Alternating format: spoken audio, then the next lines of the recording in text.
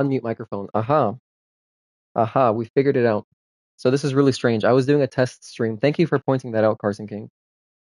Okay, let me go ahead and unmute.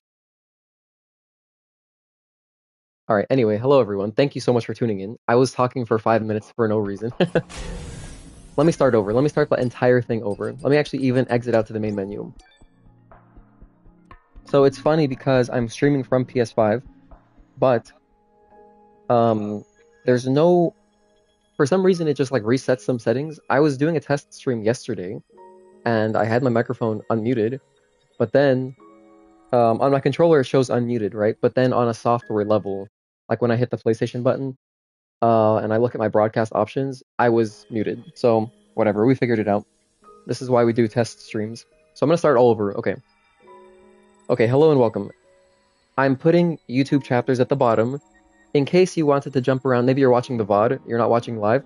In case you wanted to jump around and, you know, go to, I'm going to be talking about the abilities, the attack strings, the beta skills, all that. And so I'll separate it with, and I'll probably do some examples also in the campaign. But anyway, let me say hi to everyone again, because I said hi to everyone, but I was muted. Okay, so hello, Joseph Churong. Hello, Carson King. Army Men Life. Child. Jose Enrique. How's it going? Christine. Lost Dreams. Jimmy Ha. Noble Blast. What's up? John. Yeah, I'm a filmmaker and so ready for this game. Yeah, it looks so cinematic just from the opening cutscene. It looks awesome. I'm so glad that you pointed out that you couldn't hear me, because I can't really hear my stream preview with this headset on. I'm using a Pulse Elite to talk. Hey man, I found your videos on Twitter. That's interesting because I'm not on Twitter. They are great. I hope you also hope you and Introverted Owl become great Stellar Blade content creators. Okay, cool. More Stellar Blade creators is only good. I am legit scared because I'm absolutely ass at parrying. I'm good at Dark Souls, but I'm horrendous at Sekiro and Lies of P. Yeah, I haven't played either of those games, Jimmy. I haven't played Sekiro or Lies of P, and I picked up the parrying. I was bad at first too. So anyone can learn. I truly think anyone can learn. Anyway, let's go ahead and jump into the boss challenge and talk about some attack strings and stuff. I'll go over, so here's how I'm gonna break it up. Let me unequip stuff first because I don't want anything affecting just the base stats. I think I'm gonna go black suit for this. And glasses, of course, and earrings off. Okay, so abilities. Do I have my HUD on the largest? Yes, I do. Okay. I like the large HUD. It's so hard for me to see. I don't know. I guess my eyes just aren't that good. But the medium HUD by default, I just cannot see. Alright, let's talk about every single ability. I'll start with the attack strings.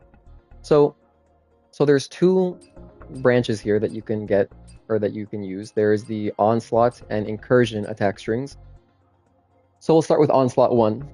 So this is almost purely an aerial attack string. Both the second and third hits go airborne. The second one not so much, but the third one like a lot. And so this one is nice because if you're facing an enemy that they mostly attack on the ground, which is a lot of enemies, like the Beholder at the beginning. I'll show examples. I'll jump into the campaign and talk about the attack strings. I'll show practical uses for them. But if you're facing some of these enemies, you can just preemptively, after you've learned their attack patterns, you can go for these strings and just sometimes get free dodges on their attacks. So that's pretty legit. I think it's actually legit. Another one that's good at this, let me go in order, but there's some attacks that I use just on purpose against certain enemies to go airborne for this reason. So that's Onslaught 1. It's pretty slow. I'll talk about the speed too. It's pretty slow. I'm mashing here, so I'm mashing triangle. And there's quite a bit of delay. Of course, in this game, you can delay each input a little bit. Not that much, but you can delay each input. Like here, I'm going to delay each triangle hit. And you can see how much slower that is compared to just mashing. Which is cool because there's some strategy there. Like, for example, if you notice, maybe you started, like, let's say you're facing whatever enemy, and you know that they have an attack pattern where they do sweep the floor and you want to jump over that. But maybe you started your string a little bit too early, so then you just delay the second or last hit to try to get over that. Alternatively, you could just parry, of course, or you could dodge, but, you have options, and that's why this game is sick. So that's the first attack string. Again, this is Onslaught 1. Onslaught 1, very powerful. I feel like it does a lot of damage, because the third hit has, like, 3 hits. It goes like bang, bang, bang. Yeah, it has 3 hits. But yeah, that's the first one. Next, we've got... I'll go Onslaught 2. Okay, so this is triangle, square, square, triangle. So, not much airborne, but the third or the fourth hit does go airborne. So I wouldn't use this one so much for the reasons like I would use the previous one. This one just looks very cool, and the nice thing about this one too is that if you want, you can hold down square. So let's go ahead and show Onslaught 3. You can hold down the second square input to then dash through the enemy, which is sometimes useful. So if you see that they're doing something, that maybe they're going to leap at you, against Stalker, for example, sometimes he just leaps at you. But if you time it correctly, you can dash through that attack. I should maybe also charge up my beta skills to show Nah, I'll do a separate section. I'm gonna have a separate section for just the charge abilities, because a lot of these things you can charge. The last hit of some of the attack strings you can charge. But anyway, yeah, so if we hold down the second square, we go through the enemies. This is pretty cool. Not only does it look cool, but sometimes it's practical just going through certain attacks. And being able to decide between, do I want to do triangle, square, square, triangle? Or do I want to hold that second square to then, you know, go through... Maybe the Barnacle is another good example. The Barnacle in the campaign, the guy with the big shield as an arm, you can just go through him. And I'll show some examples later. I'm pretty sure you can go through him. I hope I'm not lying. I'm sure someone can confirm, but I believe in the Discord we were talking about going through the Barnacle with this thing. But that's hold square. I think both of these are good. I feel like all the onslaught abilities just do a nice amount of damage. Like, you can even see... Like, the fourth hit of this Onslaught 2, it has 2 hits. So similar to the Onslaught 1, how the third hit has 3 hits, you know, we've got a multi-hit payoff for going through the entire string. Of course, you can cancel any of these strings by guarding, or by aiming, or by jumping, but it's much slower, so I don't really recommend that. If you wanted to cancel out of a string, like you don't want to commit to the entire thing, you should just backdash or aim. Backdash, obviously, if you want to avoid, or aim if you want to do something else, like you change your mind mid-string, like I want to do another attack right now. Another thing you can do to cancel your strings, by the way, is using any of your beta skills, which we'll get to, but the beta skills do just cancel out in the same way like that a guard cancel stops your recovery. So, sorry, let me also talk about guard canceling real quick. This is not scripted, so anytime that you are in the startup or recovery frames of an attack, you can guard cancel out of it, or aim cancel out of it. But you cannot cancel out of active frames. It'd be kind of cool if they added frame data to, as if this were a fighting game. I don't think we're going to get frame data, but you can cancel out of any recovery frames or any startup frames. Yeah, like here, I'm pressing square, and then immediately going and guarding. And you can see I'm stopping before the active frames. Or I'll do the first slash, and I can cancel out of some of the recovery frames. Not by much, but you can see Eve, she keeps her sword out like way longer if I don't guard cancel. So there's that. That is true for guard canceling and aim canceling. So whatever you want to do, oh, hold on. No, I'm lying. So guard canceling, yes. So this is a good distinction to make. You can't aim cancel out of startup frames, but you can aim cancel out of recovery frames. You can guard cancel out of startup frames and recovery frames, but they're not exactly the same. Okay, back to the strings. Let's go back, now that we got that out of the way. This is so unscripted. I would love to do like a more scripted video, and I think I probably will. I'll do like a more combat overview, full kind of scripted, more in-depth. This is kind of just me unscripted talking, because, you know, it's the most I can do right now, as I'm nowhere near my computer at home. Let me read some comments. I love Onslaught 3 so much. Yeah, Onslaught 4, the Onslaughts in general, I think look so cool. But specifically Onslaught 4, I think, is my favorite combo. Yeah, the demo is farmable. We've got some people in the Discord just hardcore farming for SP and money. I love how you can interrupt Stalker's yellow charge through your attack with both Shield Breaker and L1 Triangle. Yeah, you can interrupt all of their attacks with the beta skills, and it's really cool. I commit to my poor combo choices. That's funny. Any tips for farming SP? In the Discord, in the Safe for Work Discord that I have set up, the link is in my YouTube channel. There's some people farming SP, and to my understanding, they just go through the entire demo over and over. Like running just fast travel with the phone all the way back to Adam's ship, and then go back to the end. Okay, back to skills. Alright, so we talked about Onslaught 1. We talked about Onslaught 2 and 3, because they're kind of, you know, similar. And then we have Onslaught 4. I hope the stream didn't get interrupted, because I just got this weird notification. No, I think it's fine. I have a LAN cable connected plus Wi-Fi, but for some reason the LAN cable sometimes drops, which is weird. But the Wi-Fi is consistent, so I'm streaming off Wi-Fi, and the LAN's this kind of there as a backup. So I think we're good though. We didn't get interrupted, right? Should be fine. I'm sure someone will let me know if the stream is down. Okay, so Onslaught 4. So it's triangle, square, triangle, square, triangle. This is a really long string, and one of my favorites, maybe my favorite, because this kick that third hit, this kick has so much, it's such a wide attack range. Like, it can sometimes hit enemies behind you, but it also hits enemies to your right. If you can just see where Eve's kick travels, it also looks really cool. But for that kind of wide AoE, I really like this one just against, I mean, anytime you're swarmed, like when the, in the campaign, in that section where the spiders swarm you, the creepers, this one's really nice because we do get that AoE, and so it kind of covers you from around, because it'll interrupt their attacks.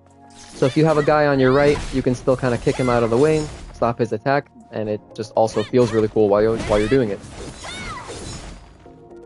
So that's Onslaught 4. It is a big commitment, but of course you can cancel out of, you know, at any point in time. You can cancel out of the second hit if you want, go into something else, or guard cancel out of it.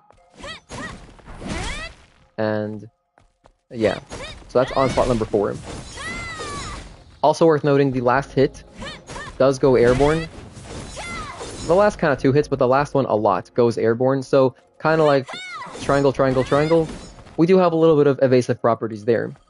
So that's Onslaught 4. And that's all the Onslaughts. Next, let's move on to Incursion. So these are the ones that start with square. All of the triangle Onslaughts, they start with triangle. All these guys, these 4 here, they start with triangle. So that's how you can separate them mentally. And then we have Incursions, which all start with square. So Incursion 1, let's start with this guy. So this one has an AoE at the end. We go square, triangle, triangle, triangle. And we have a really nice kind of sweeping attack there. It's really slow to start up. So it's kind of dangerous. Like, I thought it would be good against that ambush section with the spiders at first. But I almost never get this off just because this thing, it comes out so slowly. And here is a situation where canceling out is very legit and super practical. Like, if you're not just trying to style on enemies, having the ability to guard cancel out of that really long last hit is super valuable, because I mean, you have so much time to cancel it. You can even decide like halfway through the charge up if it's gonna hit or not. So if you see a spider charging at you, just cancel out of it, guard cancel, and you know, you can of course parry and feel very cool. So yeah, this is Incursion 1. No airborne properties. Also worth noting, if you hold down the triangle hit on the last one, it does automatically go into a dash. Wait, hold on. Let me do that again. So if we go square, triangle, triangle, triangle.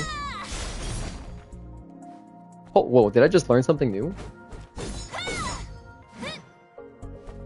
Oh, okay, so I think what we have to do is square, triangle, triangle, triangle, triangle.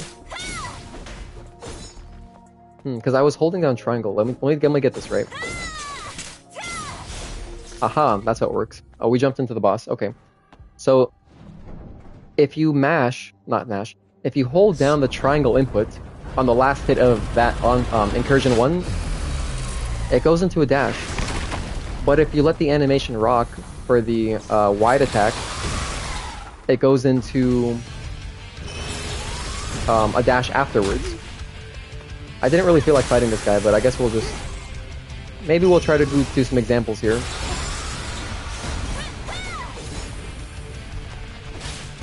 What's nice about this is that I can charge my beta energy too.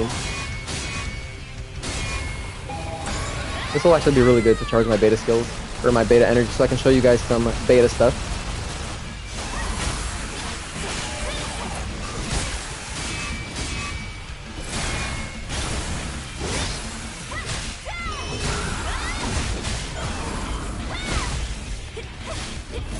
That was really cool, by the way. As you can saw there, because I was airborne, I dodged that whole special attack. Hey, wait, or he lost his shields. When they lose their shields, they get stunned for a minute, so...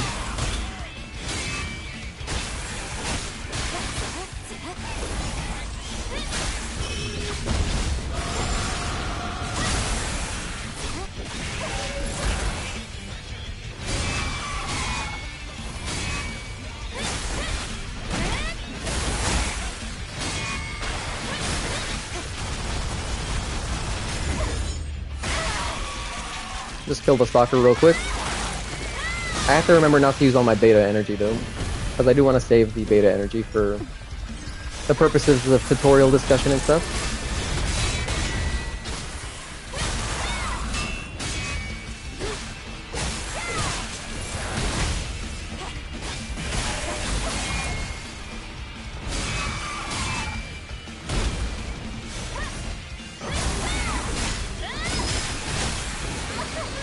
Ooh, another cool thing there that I noticed.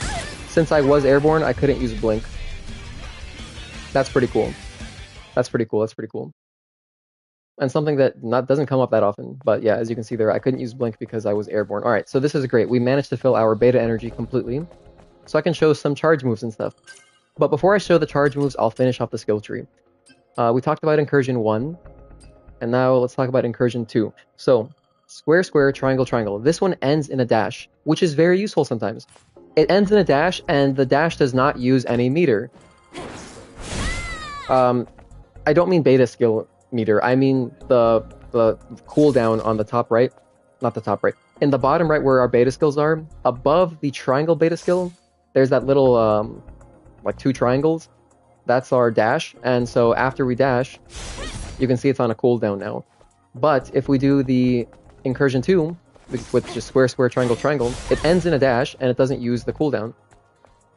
So that's useful sometimes if you want to close a gap, because let's say you're attacking, you could be attacking a guy over here, and then on the last hit you turn into a different direction. I charged that one, but whatever. You get the idea. You could be attacking a guy over here, and then you just charge in a different direction. That's often useful if you're, you know, attacking a group of enemies, like the spiders. Again, the spiders is a really good... That's just a great section, and I wish I could replay that section to show off a lot of these things, but as soon as you finish it once, you know, you can't replay it, and so I would have to die. I guess that's not a bad idea. I could just die at the Guardian that spawns after you kill all the little spiders. Anyways, but yeah, this is Incursion 2. So again, it ends in a dash, it doesn't use any meter, you can aim... Well, this is true for any combo attack string, but like you can aim the different parts of the attack strings. So whichever one it is, like every single one, it doesn't matter. You can just turn around if you want to attack in like, you know, different directions. But that doesn't really work if you're locked on, so you'd have to be not locked on.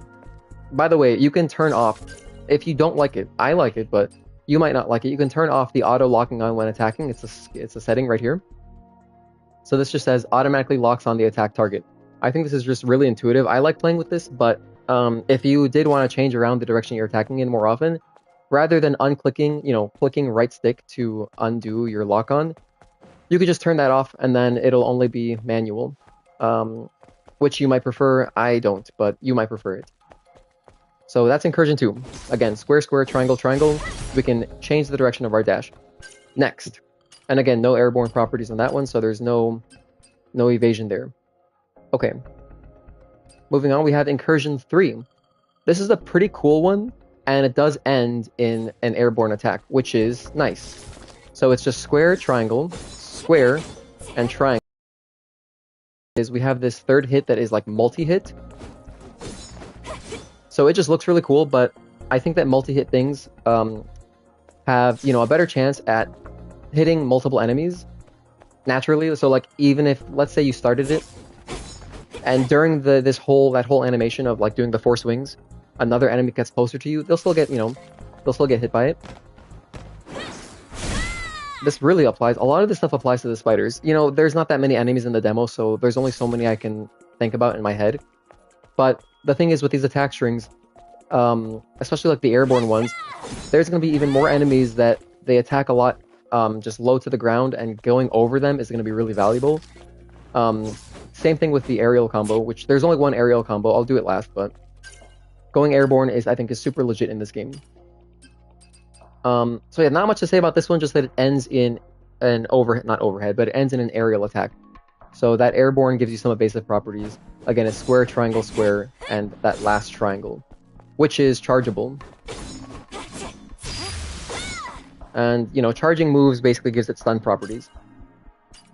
Wait, let me see exactly what it says. It's beta chain here. Yeah, so this is beta chain, which you have to upgrade, but it lets you charge the last hit of a lot of strings, and it says, strengthens the last blow of some combo attacks, deals higher damage, stuns the enemy, and recharges burst energy if the attack hits the target. So, you know, it's more damage, that's nice, but then it stuns, which is incredibly valuable. Just stopping their attacks is really valuable. Oh, by the way, hello, we're at 40 people here. Thanks for stopping by, everyone. Let me check chat to see if we have any questions regarding strings. That's if my chat wants to pop up. Airborne blink would be a sick animation. Very true. But it might be kind of overpowered at that point, right? You know, we kind of have to commit to the airborne attacks. I can parry every attack except the rocks. Yeah, the rocks are just kind of... The thing is with the rocks is you can parry them regardless of how close you are. So even if you're in his face, if you learn the time, you can parry them. But it's easier to practice the rock parrying timing if just from far away, so you can like react to it. The rock attack can't be parried. It can be parried. The thing is, he has 2 rock attacks. One of the rock attacks, he'll do like you'll see the yellow circle, and if he does that and then the rocks, those are unblockable, so you cannot parry them. But then sometimes he just has like a little rock attack where he throws 2 rocks, or like 2 or 3 rocks, and there's no yellow circle, so you can parry those. Just so you know. Hey, go to training room instead so you don't have to deal with all this and demonstrate on the actual robot. Oh, good point. Good point. Thank you for the suggestion. I'm gonna do that right now. Oh, except I can't do that because I'm at the I restarted the demo, so I have to play through the intro, which I guess we can do. I will play through the intro, but since I'm so close to finishing the attack strings, let's just finish off this one. We were on the last one. So here is Incursion 4. Now this one, instead of going square, triangle, we're going square, square, square, triangle, triangle. And this is a nice one. I use this one a lot because it ends in 2 airborne attacks. So I use it a lot on the beholders and the beholders, and what's the other guy? I believe also on the barnacle, and then this stalker guy, because the stalker has some low attacks. But yeah, it's basically this. We got 2 airborne attacks. The last one is chargeable.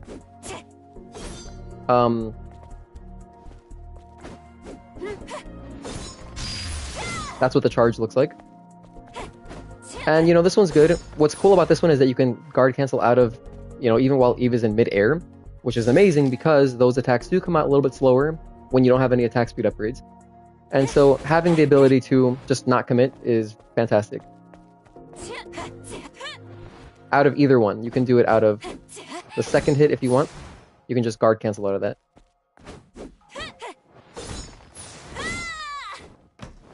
And that's all the strings. So, in general, you can kind of associate... It's like every time you're hitting triangle, not always, but hitting triangle does go airborne a lot in a lot of these strings. So yeah, as far as my favorite one, probably Onslaught 4. I think the kick looks really cool, and just for that kick, I really love it. But each one of these is useful. I use every single one. The only one that I don't use that much is this Incursion 1, because it's so slow to do the charge attack. Although I'm sure as soon as you get some attack speed upgrades, it'll be much more useful.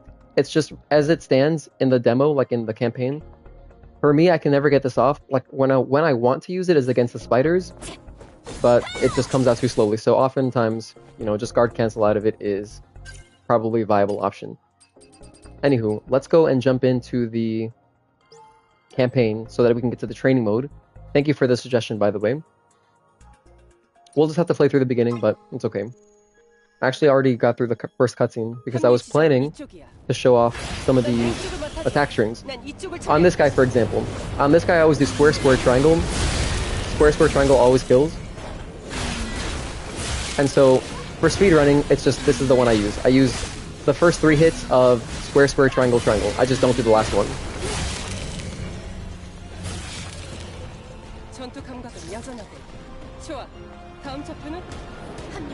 And then I like to stand in the fire a little bit. Maybe not standing in it for that long, but while I'm fighting the beholder later, I like to stand in the fire to get my health down so I can die faster to the brute. If you're doing speedrun strats, of course you can just kill the brute. It's fun. I like the tutorial boss.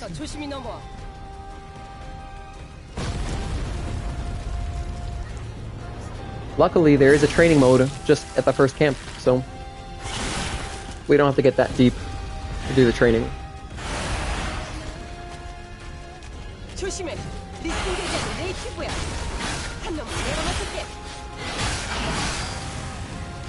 We killed that guy too fast, but I'll do some aerial attacks here, or airborne attacks.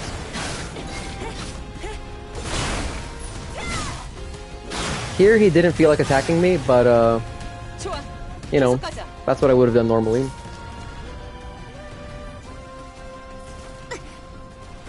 Ooh, cutscene. Let's see what chat's up to.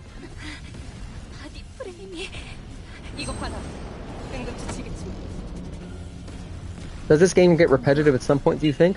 Personally, I played through the demo like a bajillion times. I don't find it repetitive at all. I think it's so much fun.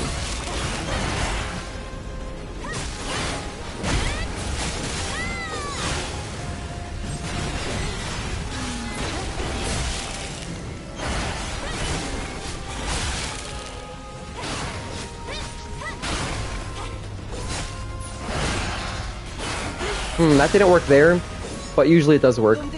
I think I was a little bit early on my attack.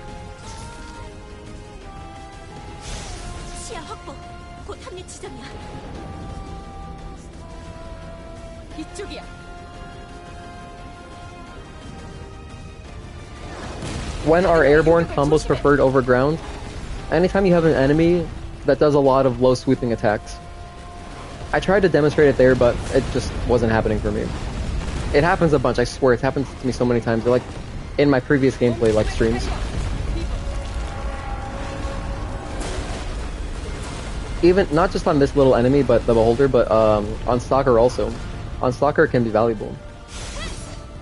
Oh, I was a little bit short there. I gotta dash later to get into the cutscene. It's fine, this isn't a speedrun. Here, you guys can enjoy the cutscene.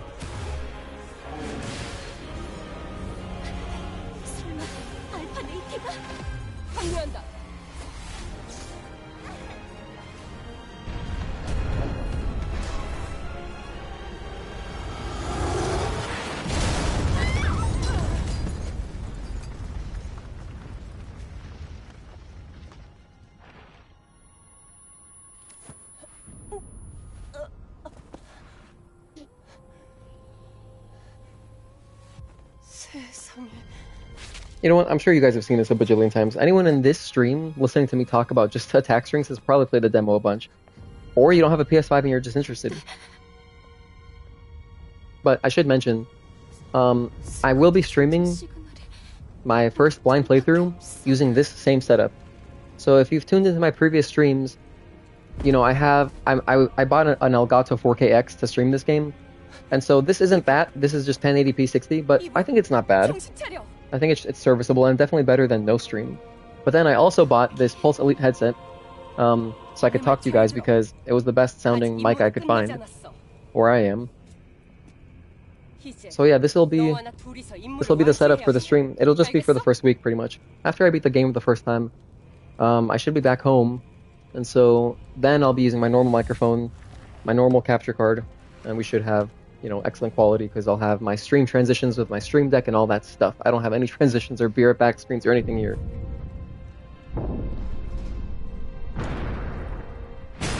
This game's gonna get wild. Burst skills, new beta skills, and probably double trigger. Yeah, I think... I'm not sure how the burst energy works, but it does feel like some kind of devil trigger type thing because it powers up your stuff, you know? Alright, let's fight Brute here. I think this boss is pretty cool.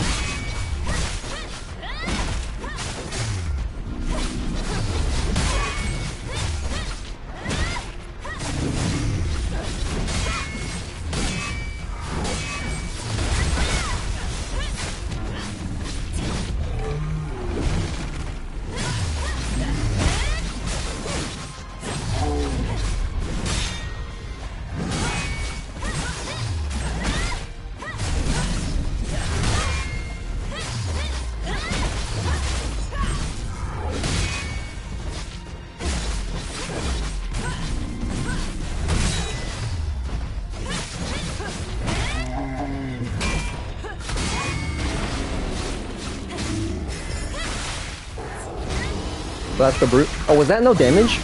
I think that was no oh yeah, no, that was definitely no damage because I had no health. Wow, I'm so scatterbrained right now. I literally went through the opening section taking damage and burning myself on the fire to die faster, and then I just killed the Brute anyway. So, sorry about that. I don't know, I'm just like, I'm not even thinking sometimes. Okay, anyway. I'm gonna start fresh. Yeah, I agree. We have some people in our Discord channel going hardcore grinding, which I think is super cool. Because that does seem fun too, but I will be restarting fresh when I start the game, just because since maybe I'll have some viewers who don't even have a PS5, they haven't played the demo, you know, they want to see the entire game experience, and for that reason I'd rather have like a whole continuous, you know, cohesive start to finish playthrough. So we will be going through the demo section again when I start the game on the 26th.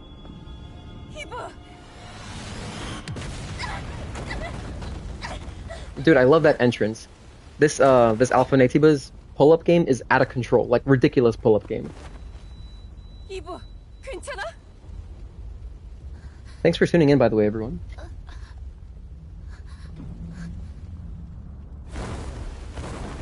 Yeah, that's true, Lost Dreams. They did make it really farmable because with the fast travel, you can just go back to the beginning, go through the whole thing again. And you know, it's fun. I feel, you know what too, by the way? I feel like they put that freaking chest, that tease of a chest that you can't open. I feel like they put it in there to encourage people to go and fast travel back and just play through the demo over and over again to see, like, where can I open this thing? Because there's no way to open it. Unless you can with the out of bounds glitch, which I am not doing. I'm not paying attention to that stuff. I don't want to get spoiled. But I know that someone broke the demo. They're in our Discord server. They found a way to get out. Have you read the newest PS blog interview that released today about Stellar Blade? Some interesting info on the story and setting. I haven't.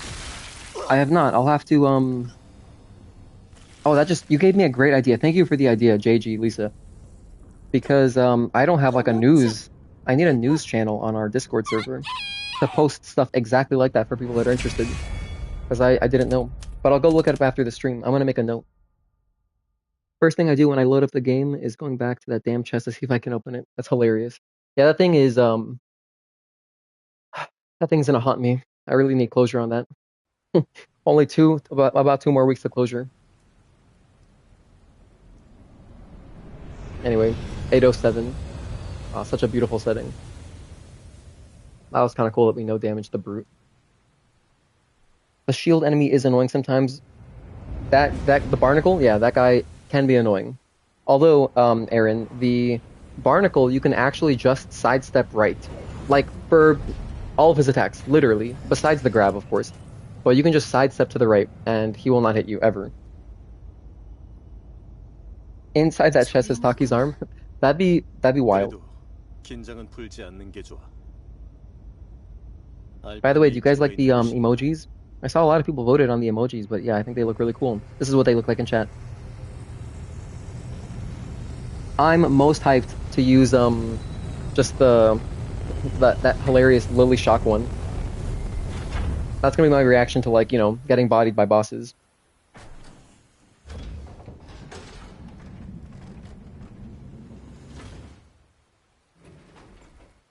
A reminder for everyone to stay hydrated when you're playing this game. Stellar Blade for sure is one of those immersive games where it's like the hours can just fly by probably. So you gotta set timers on your phone to remember to eat. At least that's what I do. I usually, as soon as I finish eating, I put a timer for like 3 hours. Not just when I'm gaming, like I just do that. I'm just kind of neurotic and crazy like that. I've seen some streamers have those bots, like those hydration bots. I don't know if that's annoying, but maybe it's useful. I'm not sure. That could also just be a Twitch thing. Come to think of it, are there bots on YouTube? I'm kind of new to streaming. Could you explain shield and its meter? I think I understand it, but yeah, for sure, I will. I talk about it a little bit, by the way. If you were interested in talking to me, I have a video just talking about the equipment, and I go through every single gear and exospine that's available in the boss challenge. And one of the exospines, we don't have any in the campaign, but one of the exospines increases your shield protection level. So basically, to answer your question right now, you can see our shields in the bottom left. We have 2 segments. Oh, I just wasted some beta, whatever. We have 2 segments of shield, and pretty much, if your shields are in the second segment, then you'll get the most protection out of your shield, so the most damage reduction, pretty much. If you're in the first segment, you're gonna lose some protection. So let's say level 2 is like 50% damage reduction. Level 1 might only be 25%, for example. And that's how shields work.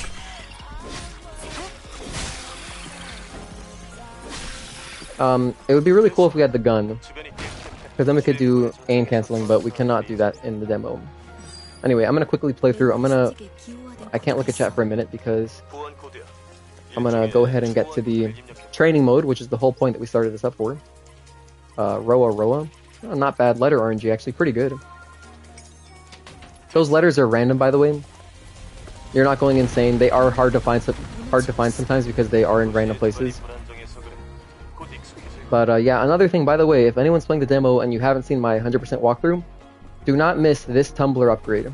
Do not miss this. You need this upgrade. This is how you upgrade your tumbler, aka your Estus Flask, because yeah, you only start with 3 heals so far, and I think if you get 3 of these, you do get the tumbler upgrade. So we're just going to pick that up, even though I'm going to restart the demo again, inevitably. So there's the tumbler expansion module. You can also rest at this bench, which, I mean, it's like 2 seconds into the demo, so it's not that useful, but I believe this does heal you. But it doesn't respawn enemies. Otherwise it would say respawn Natibas. So, it's interesting. Pick this up. Yeah, all the notes are really cool. I have a whole video talking about the notes, or like not. I don't talk about them, but I narrate them. And I'm excited to do a long lore video, narrating everything in the full game. It's gonna take a while, but I will do it because that was fun to make. By the way, are you guys playing with auto loot on? I feel like auto loot is a requirement. I don't know why it's not on by default, to be honest. I feel like it's just, you know, there's no downside to it that I can tell. So yeah, I like auto loot.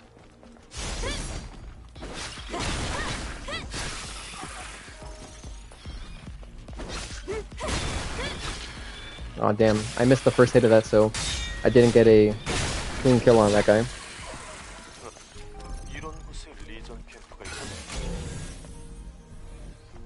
Alright, let's go ahead and hit up the training mode after this cutscene.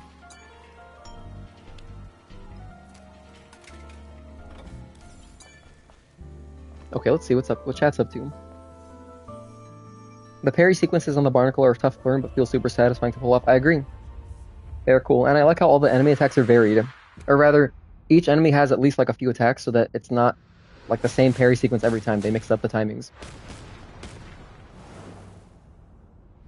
One of the skill trees that's locked is called Burst for her sword. Makes sense, since we have a beta skill tree. I can go hours without food or water if I'm really into the game I'm playing. I feel that.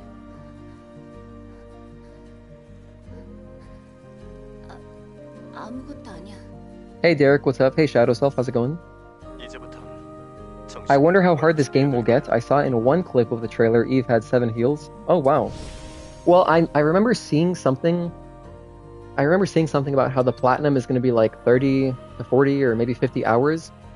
So that kind of gives you an idea of how long it'll be roughly. Of course, that's just, you know, that's just like one platinum playthrough. I feel like it's going to be so replayable. I, for one, am going to be replaying it a bunch using different kind of criteria and random stipulations just for fun. Okay, let's go ahead and just get my favorite counter 1. And let's jump into training mode. Whoops, I sat down. Okay. That's the shop. Oh yeah, the training mode's right here. Duh. So let's enter training. Okay, so for this guy, we have attacks off. Do I want the UI on? I'll leave the UI on, it's fine. And then we can restart to reset the positions. Okay, cool. And we have infinite beta energy. Oh, hold on, wait, do we have... Okay, we do have charge attacks unlocked. That's fantastic. You guys do use auto loot? Okay, fantastic. I'm glad everyone uses auto loot, because that just... Otherwise, you'll just miss stuff. You know, sometimes these things are kind of hidden a little bit on the ground. It's hard to notice them. What string do you use the most? It varies on the enemy, but my favorite one would be Onslaught 4. Although, at the beginning of this VOD, I talk about every single string. Like, in depth. Literally every single one. But, moving on, we're going to be talking about other abilities and stuff. I dread to think about the amount of gold that can be missed without auto pickup. Yeah, for real. So I'm guessing the other skill tree is for her gun. That's my guess. I would think it's for ranged weapons, since there are... We saw, just from the trailers, that there's like... You get like a shotgun ammo type, and I'm sure there's other stuff. So there's probably, maybe you can increase like rate of fire or other stuff. That'd be pretty cool. The world of music is so good. I love the world of music. In fact, I started uploading OST videos on my channel just literally for myself. Like I wanted to listen to the soundtrack, but it's cool that other people found me and they can listen to the playlist. I'll be uploading since I'm not home. I won't be home until a week after the game comes out. I'm not going to be able to upload music tracks like early on, so I'm sure other people will upload them, but I'll upload them anyway just because I usually like having really long extended versions. Is it worth going back into the beta to try and get everything I missed and maybe grind more XP to get more abilities? Oh, Hedgehog D-Sonic, do you mean that you finished the demo like you killed the boss? And you're wondering if you want to restart? I would restart it. I would restart it, to be honest, like a week before the game comes out. Maybe take a break if you want, like, if you want to feel kind of refreshed going back into it closer to release. And then at that point, I would recommend getting everything, yeah. The OST videos are how you found me? Oh, that's awesome. Cool. I'm glad you're here. For Stalker Fight, did you guys run into an issue where it becomes immune to attacks at 70%? Yeah, Dayu. Basically, the two main bosses, besides, not the tutorial boss, so it doesn't count for Brute. Brute does not have two phases. But the Abaddon boss at the end of the demo and the Stalker boss, they both have a phase 2 that starts at 60% health every time. It's exactly 60% consistently. And yeah, during that transition phase, he's invulnerable, completely invincible. He does not react to anything. He doesn't react to he doesn't react to grenades, doesn't react to beta skills, nothing. So you should just save your resources there. Okay, so let's go ahead and talk about stuff. Oh, I can't look at the skills while I'm in training, so I'd have to go out, which is fine. I'll just go out here. Okay, so picking up where we left off, we talked about every single attack string, talked about all the incursions, talked about all the onslaughts. The incursions, of course, are the attack strings that start with square, and then your onslaughts are the ones that start with triangle. And the onslaught ones in general, they go airborne more often, which is useful for when you need that. Okay, so next, we have... We'll talk about every ability ad nauseum. Here we go. First, we have Rush. Rush is, you start with Rush 1 unlocked, and then you can upgrade the distance and attack power with Lightning Rush and Infinite Rush. But Rush 1 is so useful. I mean, it's like, this is like your bread and butter, how you get in to close the gap faster. And I'm glad that you start with it because it's just fun. It's cool playing with it. It's kind of like a Stinger, like Dante's Stinger a little bit. It's how you get in. So, Rush does have a cooldown. I'm going to be going over some basic stuff just in case, not everyone knows. But Rush does have a cooldown, which you can see above your beta skills. So I'm holding down triangle right now, but nothing happens. Now it's back. I can rush again. Let me kill these guys real quick. Okay. So with Rush... Oh, sorry. I was going to do this in the training mode, but for Rush, I can kind of just talk about it out here. So an interesting thing about Rush is that you can use it whenever you want. You don't even need any enemies. As you can hear by the music, I'm just out of combat right now, but I can still rush, and you can rush in any direction. So even if I'm facing... like, for example, let's say I was facing... Kind of like how the attack string square, square, triangle, triangle ends in a rush, you can aim the rush in a different direction if you want. And similarly, if I'm attacking over here, and then Actually, that doesn't work, never mind. That doesn't work if you're in a string that has triangle inputs. 1, 2, 3, 4. So that's one example. For if you are doing an attack string that, for example, square, square, square, square, that one has no triangle inputs, and then I'm just holding down triangle after the fact, aiming it somewhere, you can aim it wherever you want. But yeah, you can use Rush out of combat if you just want to use it to get around a little bit faster. I don't think it's actually faster until you've upgraded at least Lightning Rush. Because there's a bit of a cooldown there. As you can see, it takes a while for Eve to recover from the Rush animation. So early on, I don't think it's useful as a traversal tool. Even if you guard cancel out of it, it's just slower. I feel like sprinting is just faster. I could be wrong, but it just feels slower to me. I think that once you upgrade Lightning Rush, and definitely Infinite Rush, it should be a legit traversal tool. Kind of like how Dante, with the Stinger level 1, it's slow. You wouldn't use that over just running. But if you have Stinger level 2, yes, it's faster. Okay, so that is Rush, and this just applies to Lightning Rush and Infinite Rush. These two are the same thing. It's just more distance, more damage. So it increases the attack power and charging distance. But yeah, that's Rush. Okay, next we have Rush Chain. So charges at the enemy and deals additional combo attacks. A combo attack skill. So let's jump into the training mode for this one because I don't have it unlocked. Alright, let's go ahead and practice. Enter training. So this is an extension. So we can do Rush. Whoops, I have to hold it down. We can do Rush and then press triangle. And then Eve does like an extra 3 swipes. You can also charge this, by the way. So let's go ahead and show what the charged version looks like.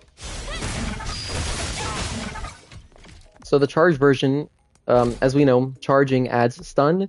It adds more damage, but it costs 1 beta square.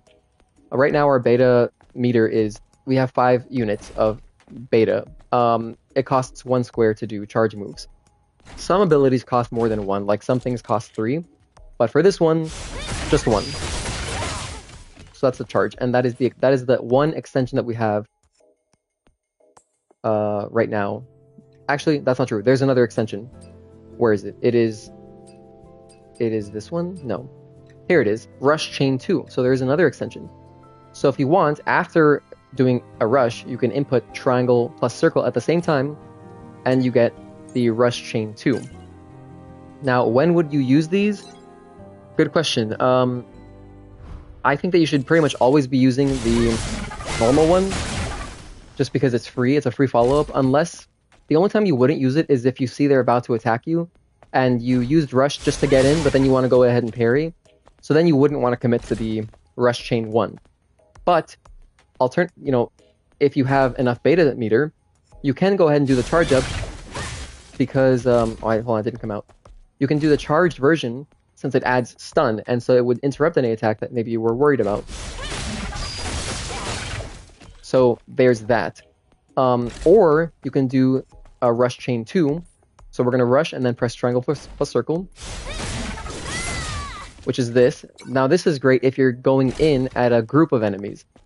Again, like the ambush section where we fight a bunch of spiders. In that situation, this is very useful. You've got a very wide attack, and it also looks extremely cool. Again, it costs 1 meter, 1 beta. And you can see in the bottom left how it's using how it pulls that square. Of course, we're in training mode, so it regenerates instantly, but that is Rush 2. Okay.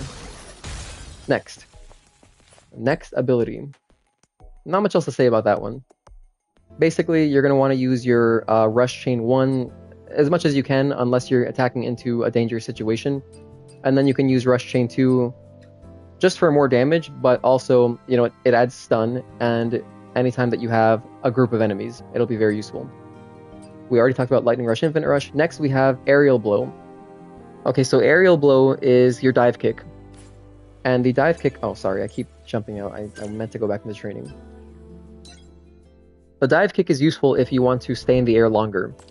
Or if you want to get closer to an enemy. It helps close the distance a little bit. Oh, I don't have double jump here? Ugh. Okay, well, I don't have double jump in the campaign, but it's even cooler with double jump. But the dive kick does have a little bit of horizontal travel. Not that much, and it's not always consistent. So I've seen sometimes it travels more than not. But it does have a little bit of travel. Like you can see there, it went farther forward a little bit. There, it went forward a lot. I think it depends on if the game recognizes that you'll reach or not.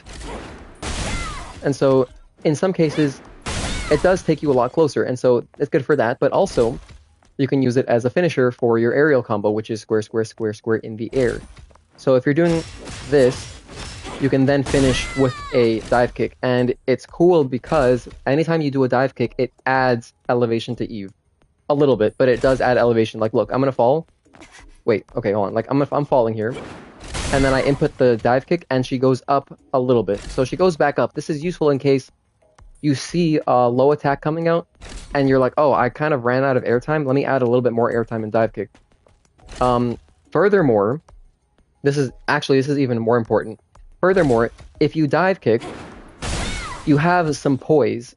So kind of like in Dark Souls, I don't know how else to call it, but basically, you have some poise where you're not gonna get interrupted out of your dive kick. I don't think I've ever been interrupted out of dive kick. Maybe some attacks do, But in general, you'll still take the damage. So to be clear, you still take the damage. If you're attacked during this animation, you do take damage, but you will not be interrupted, and that can be valuable if you don't want to get knocked down, basically. Because if you get knocked down, that situation sucks. Although you can get up quickly, it slows you down so much. So again, we have dive kick to close the gap a little bit. Okay, some horizontal travel, but then also as a finisher.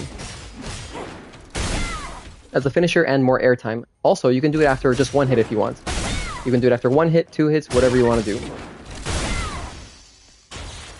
1, 2, 3, dive kick, whatever you want. 1, 2, 3, 4, dive kick. While we're talking about aerial combos, you can charge the 4th hit of your aerial combo. And you do get that cool animation, which is the charged version, which adds stun and more damage. If you do this, of course, you can't dive kick after that. Like, you're already on the floor, so there's no dive kicking if you do that, but it does take you back to the floor, it does add stun, and you do have some poise, so you won't get interrupted by enemy attacks. So yeah, there's that. This one doesn't even show up on the skill list, so you can't even see it on the tree here. Moving on, that's the dive kick, pretty much summed up. And that's the whole bottom half of attack. Next, we have assault. So for these, I have a whole video talking about stealth kills. But to recap a little bit, these are one-hit kills, and you know, they're really cool because first of all, it's fun. I mean, it's just fun to explore how can I stealth kill guys. But it just looks really cool. It's super cinematic. I think these animations look beautiful. And what's cool is that they are a little bit different, I think, per enemy. So for some enemies, I noticed Eve. Well, let me see. Does she do it on this one? For example, like on this guy, if you've seen the preview, I know it's small, but on this enemy, she kind of just pulls her sword out. But when you stealth kill the spiders, in fact, let's go over and find the spider because it's right over here. On this spider guy, she kicks her sword out of the enemy and it looks insane. I mean, it looks so good. Here, I'm going to show you this right here. I have to wait for the train to fall. I know this because I tried it the other day, and if you try to do a aerial kill, stealth kill while the train is falling, you can't do it. The animation doesn't come out. So check that out. She kicked her sword out and then grabs it in the air. That looks insane. Compared to, if we compare it to this other guy, like if I do the assault kill on this guy, notice how she just pulls it out. So again, so much polish. So much polish. This game is so polished. It's so beautiful. And I'm really happy that SIE picked up the publishing rights because, yeah, it's an exclusive, blah, blah, blah, whatever. But basically, if Sony hadn't picked up the publishing rights, we wouldn't have such a polished game. I mean, like, they totally helped just give Shift Up more money. I mean, that's really valuable. And it'll come to PC eventually. Don't worry. I know, I hope, I could be wrong, but I feel like a game like this has to come to PC eventually, right? It's just too good. Why would they not want to share the game with everyone?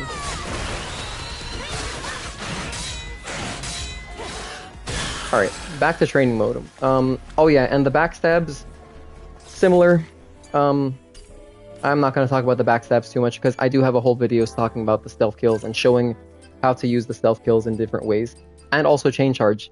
You can see here, chain charge is basically out of a backstab, you can go straight into another enemy with a dash. And that doesn't use meter. Sorry, not just backstab, also the assault aerial kill. So either out of assault or ambush, either one. So aerial or backstab on the ground, you can do a chain charge if there's an enemy nearby. And it's pretty cool. Like it's a prompt that shows up. You just press triangle again. And we have beta energy theft. This recharges more beta energy upon a successful ambush or assault. So that's kind of nice if you're low on beta energy. And you know, maybe you're trying to fill it up before a boss, but you don't want to necessarily get back into combat. Just stealth kill some guys. Fill that up. Easy. Okay, next we have Beta Energy Recharge 1. So this recharges more beta energy when an attack lands. That's very self-explanatory, and by default you already start recharging some beta energy by attacking, but this just increases the rate at which you charge it up. Now, this is an important one, I think. Fairly important to get early on because it then leads into beta chain, which is so useful. We talked about some of the charge moves earlier, but anything that is beta chain, where it, her sword glows red and it charges it up, it adds stun and it recharges some burst energy. Again, we don't have any burst yet, but burst has to be important, right? So recharging burst, I think, is going to be sick. And it deals more damage, and of course the stun is really valuable. So getting beta energy recharge 1 is going to be really useful early on just to get beta chain. I mean, this is going to be like one of the early things I'm going to research. And then over here we have beta energy recharge 2. This recharges more beta energy when an attack lands. More effective than beta energy recharge 1. Self-explanatory. I think this is kind of whatever. I wouldn't even worry about it that much because you already recharge so much beta energy just from perfect parrying. So I think this one is the base one's the more important one, and then getting beta chain, I'd prioritize this over beta energy recharge 2. But of course later, when you're, late game, you're gonna get everything, right? And that is the entire attack skill tree. So that's discussed. Next, we have survival. Let me get a drink of water. I recommend everyone else stay hydrated, but I personally am starting to feel this in my throat a little bit, so I need some water. Hold on a sec.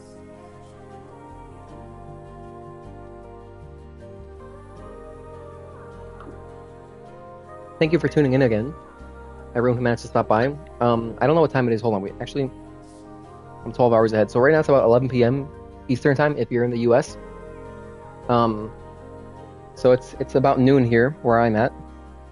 Or not noon. It's 11 a.m. So I tried to start streaming as early as I could. So that I could get to people in the U.S. because I know most of my viewers are in the U.S. But anywho, let's get on with survival. Okay, perfect parry. This starts off unlocked by default and is one of the principles of the gameplay, so you kind of just start with this. You should learn how to perfect parry. It's really fun. And besides perfect parrying, you do have regular parries, which might not be that obvious. You might not even notice it because it might look like a block, but there is regular parrying. Let me actually jump into the training mode so I can show you what that looks like. The timing for regular parries is whoa, what the hell? Oh, this is cool. I've never wow, this is awesome. I've never pressed start training on the assault skill. So look at this. We start on a platform. Okay, that's cool. That's really cool. Oh, something I didn't mention, by the way, about assault is that you can either do it with your feet planted. Let me restart. Hold on. You can do assault either with your feet planted, right here you can see it prompts, or you can do it in the air. So it works either way. You don't have to be... It doesn't have to be one or the other. Okay, but anyway, let me jump into a normal training section where I'm just on the floor. That's cool. I had no idea that was the thing. This game is awesome. Okay, let's jump into this training mode here. Okay. Parries, right. Regular parries. I'm gonna turn on his enemy attacks. Ah, damn it. I'm sorry. Hold on. Okay, hold on. Okay, sorry. For a regular parry, you have to do it early. I'm gonna try to do it early. That was early. It's kind of hard to tell because I can't take damage here. It's really hard to do. It's kind of nice that it's hard to do because you want to be doing perfect parries anyway. You want to be doing perfect parries for the purpose of recharging beta energy and lowering their stability. But I'm trying to do normal parries, and I just want to show that it does work. Damn it. It's really hard to do. Okay, whatever. I can't showcase this. But basically, a regular parry is a little bit early. It only comes out by accident, really. And it's when you just are barely earlier than the regular perfect parry. The regular parry has similar properties in that it doesn't slow down. So I actually, if you're on the Stellar Blade subreddit, I did post showing how the regular parry and perfect parry does not affect enemy attack timing. So it was against the Stalker, and I showed you that pretty much the Stalker does his attack pattern, and the speed at which the attacks come out is exactly the same, whether you're doing regular or perfect parries. If you're doing blocking, it's faster. So parrying in general, whether it's regular or perfect, parrying in general does slow down enemy attacks a little bit, very slightly. I did a test, I didn't post it anywhere, but I was just recording and testing and looking at it. And if you block, their attacks come out slightly faster, just a little bit, but slightly faster, compared to the speed at which they come out with regular or perfect parry. It does slow down their attacks a little bit. So there's that. Next, we have Beta Energy Recharge 1. This increases the amount of Okay, sorry. This increases the amount of beta energy recharged with a successful perfect parry. Super useful, I think. This is like a really important one to get early on if you like the parry playstyle. If you don't have to get this. But by default, you will recharge some. If you want even more recharge, which I think is going to be hype, because, for example, I want to be using these a lot. I want to use the beta chain charge moves a lot. And I want to use the cool beta skills a lot. So anything that recharges with my playstyle helps. And so beta energy recharge 1, I think is good. Beta energy recharge 2, same thing, just powered up. You get even more recharge on successful perfect parries. Okay. Focus boost. This one makes it easier to use perfect parry, and this is enabled by default. You have it unlocked in the boss challenge. And so if you're used to the parry timing in boss challenge, then this is a good one to get. I don't know how early on I would get this because it costs 2 SP. If it was 1 SP, then yeah, just get it. But at 2 SP, you know what I mean? Like it's 2 SP that I'd rather spend on something like anything else, pretty much, like anything kind of attack. Because you could just learn the timing, you know? So I think that getting like beta chain for 2 SP, I feel like this is a better 2 SP spent. Because anything that stuns is really powerful. But it'll be good if you have extra SP laying around, or maybe you don't like using all the attack skills. Like maybe you don't want so many different attacks, or you find yourself sticking to like just a few. Then if you don't, like maybe you don't like counter, for example, and you're more of a dodge kind of person and you're getting reflection instead, that's 1 SP that you just saved yourself, and you can use this. You can use that SP on this. Okay, moving on. We have counter 1, my favorite, probably the first thing I always upgrade. Counter 1 just looks super cool, and so I like upgrading it, and I like parrying. It's interesting to note, so after the perfect parry, you do have a little bit of time to hold down square. It's not like instant, you don't have to be buffering it, but you do have a little bit of time. And during that time, you can get interrupted. So against, for example, like against the Stalker, when he does... Oh, actually, I can probably just maybe show you in training. Because this robot does have some quick attacks. So let's see. That one's kind of slow, but the other one is fast. When he does the other one, I'll showcase here. Right there. So right there, I tried to hold down square, but I got interrupted. And so that's where learning enemy patterns, matters. If you notice that they're going to do a quick succession of attacks, you cannot go for this. You're gonna get bodied. But if you're doing it on the last hit of an enemy pattern, then yes, you can do your counter and feel very cool because you go through them and then you come back. It looks awesome. You don't have to do the second hit, by the way. If you want to, you don't have to do the triangle. But you may as well because it looks cool and you get right back on their face if you want to attack them. So that's counter 1, uses 1 beta. Next, counter 2. This one is really powerful also because it increases your melee attack power. So after a perfect parry, instead of holding down square, we hold down triangle. And Eve does this cool slash, kind of like a wide area of effects slash, and then her sword glows red. I'll show you what that looks like. But it's pretty much perfect parry into triangle. Oh, I did a normal parry there. That's what that looks like. I was a little bit early. Okay, I didn't do anything there, so I'm a fraud.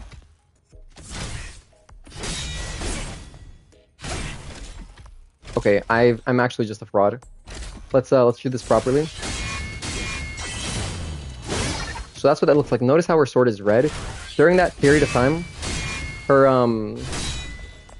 attack power, melee attack power, mind you, melee attack power is increased. So not range attack, but I mean, that wouldn't make any sense because her sword is glowing red. So yeah, we have the counter 2. Again, also uses 1 beta and it charges your melee attack. I think it's pretty good. And also just that wide slash can be nice against groups of enemies.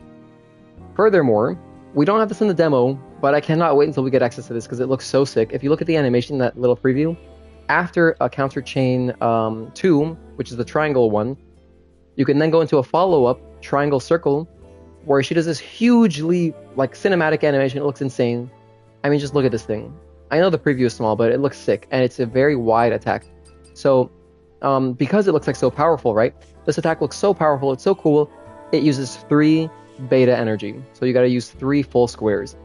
That's kind of a lot, but that's where these things like, you know, beta energy recharge and like beta energy recharge over here on the attack skill tree, that's where this stuff comes into play to fill yourself up and have more beta energy to play with, because it's, you know, it's just fun, it's awesome. And yeah, it says it downs enemies with a powerful attack, so it does down them. I'm not sure what that means exactly, but it definitely at least interrupts them. Oh, I see, he fell over. That's pretty cool. Yeah, the enemy just fell over. That might not work on bigger enemies for sure. Like, I don't think that would work on bosses, but on small enemies, yes. Okay, so that's counter 1, 2, and counter chain 2. Next, we have counter chain 1. So this is a follow-up to the square counter perfect parry follow-up. So after counter 1, after we do perfect parry, hold square, triangle, you can then do triangle plus circle for this super cool, I mean, look at that. She like flies all over the place. It looks insane. This one also uses 3 beta energy. So quite a lot, but it seems to also have a kind of wide effect. Nice area of effect, you know, wide range for groups of enemies. Yeah, and that's so exciting to me. I cannot wait to use that stuff. So that is the top half of the survival skill tree. Let's move on to the bottom. Here at the bottom, we have perfect dodge. This is the first thing that you're forced to upgrade. You don't start with it. So in the beginning section of the game, you don't have perfect dodge. You can only regular dodge, but we unlock this. It's really good. I should mention that anytime an enemy has an unblockable attack, in other words, anytime, let me enable their special attacks. Anytime they do something that is a circle, whether it's yellow, blue, or pink, any circle, you can dodge. You don't have to do the special ability. So that right there was a repulse ability. The pink one, I could have used repulse, but you can also dodge it. It's up to you. Because maybe I want this follow-up. That's the thing. Maybe I don't want to do repulse, or maybe I don't want to do blink. Maybe I want to do this because I want this specific ability. It just depends what you want to do. And so for that reason, it's really nice having that freedom. And now this segues nicely into the blink and repulse abilities. So blink and repulse are 2 special dodges, kind of like perfect dodges, but they have special timings where you'll notice Eve's sword glows the corresponding color. The easiest way to remember this, if you ask me, is you're going to want to, you flick the analog stick, you tilt it in the direction that Eve ends up. So it's pretty intuitive in that sense. For blink, you end up behind them, so you're pressing up on the left stick and circle at the same time when her sword glows the color, so in this case it's blue. For repulse, you push them away and you end up way back, so you're going to tilt down on the left stick and press circle at the same time when her sword glows pink. Interesting things to mention, when you do a blink, it does stun the enemy, so that's useful. And you can see the little stars above their head. Like, look at the preview. You know what? Sorry, let me jump into it, and I can only train unlocked skills? Okay, hold on, let's jump into training and see if I can do it anyway. I think it'll work. Let's try to get this guy to do a blink ability. That was not blink. That was just a normal attack. Oh, I can't do it. Hold on, I don't think I can do it at all.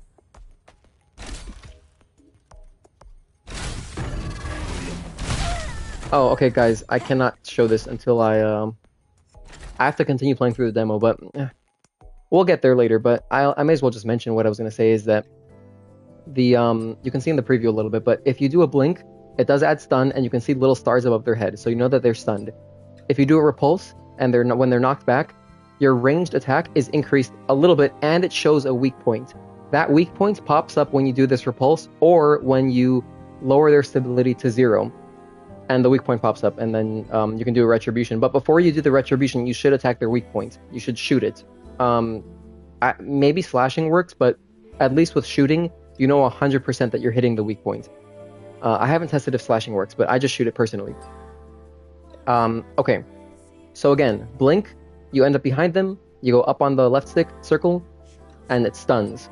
Repulse, you end up back, farther back, you knock them away, you hold down on the left stick, and press circle, and then it increases your ranged attack, so you should shoot their weak point. Okay, next we've got beta energy recharge 1. Again, this is like the same thing, so it seems like everything. You can increase your beta energy. Oh, sorry, I'm lying to you, sorry, not beta.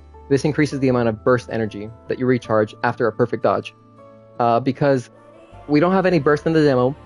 There's no burst meter, but Parrying increases or recharges your beta energy. Dodging, perfect dodging, increases your burst energy. So you got perfect parries for beta, perfect dodges for burst. And if you want to increase more burst energy, if you want to recharge more, you can just upgrade this. Burst energy recharge 1, and then there's 2 levels of it. So that's pretty cool. I am excited to play with burst, but yeah, we don't know much about it yet. Besides that, it's like some super powered up versions of stuff. It looks pretty hype. It's like red, and Eve glows red and looks crazy. Then we've got Reflection 1. Now, Reflection 1 is a really cool one that I enjoy using because it closes the gap after a perfect dodge.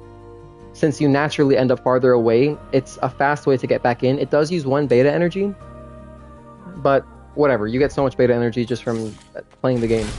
So, for example, we do this, and then we're in there. In this case, he did an attack that kind of follows me. So that's not the best example, but a good example of this would be against Stalker. So against Stalker, for example, when Stalker throws rocks at you, you can dodge those rocks, and then after your perfect dodge, you can do this Reflection 1 to get in right away, even if you're far away. And I do this if you've seen some of my gameplay videos, I'm sure you've seen it, but you can dodge his rocks and then get in with this. And then another cool thing is that Reflection 1 increases, temporarily, it increases your attack speed.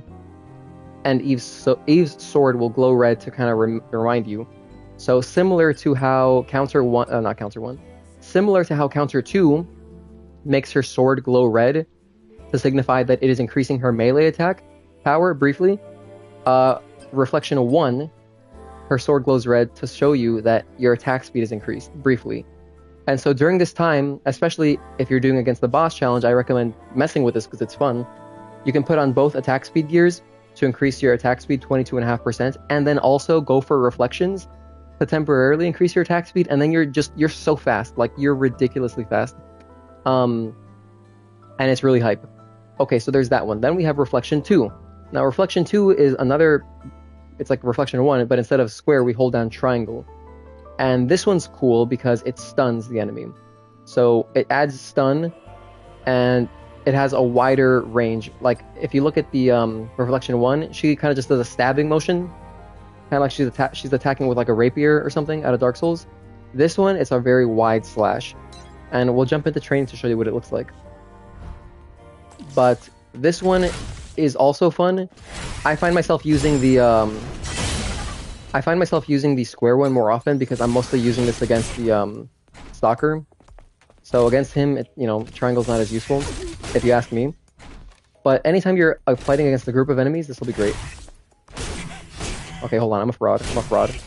I can't get any perfect dodges right now. Let's try again. Okay. Hold on, I'm sorry. This is the worst gameplay right now. Oh my goodness. Yeah, my circle button does work. Hold on. Okay, there we go. Yeah, I have trouble with dodging sometimes. I feel like parrying is a little bit easier for me, even though the timing is actually the same, I'm pretty sure. Okay, so anyway, that is Reflection 2. Again, it adds stun, and it has a wider attack than Reflection 1. Okay, next.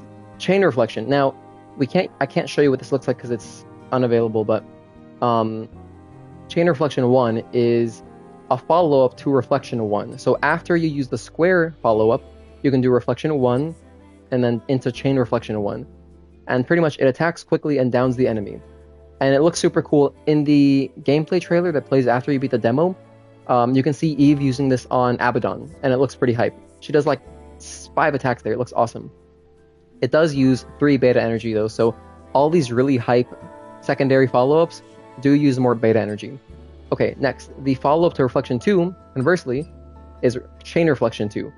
And same thing, after you do your Reflection 2, which is the hold down triangle after perfect dodge, you can do triangle plus circle, and it just says, performs successive strikes to down the enemy. This is a combo attack skill.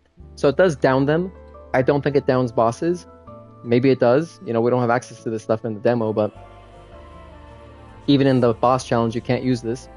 But it does down them, and it does look very cool and very cinematic. Also uses 3 beta energy. Next, we talked about beta energy recharge, okay. Okay, we have reflex boost here. This makes it easier to use perfect dodge. That probably would be useful for me because I have trouble with dodging sometimes. And but again, it costs 2 SP, so it's kind of like I wouldn't prioritize it. You know, I would just spend more time. What I should do is just spend more time learning to dodge, and then save that 2 SP to buy like a cool attack.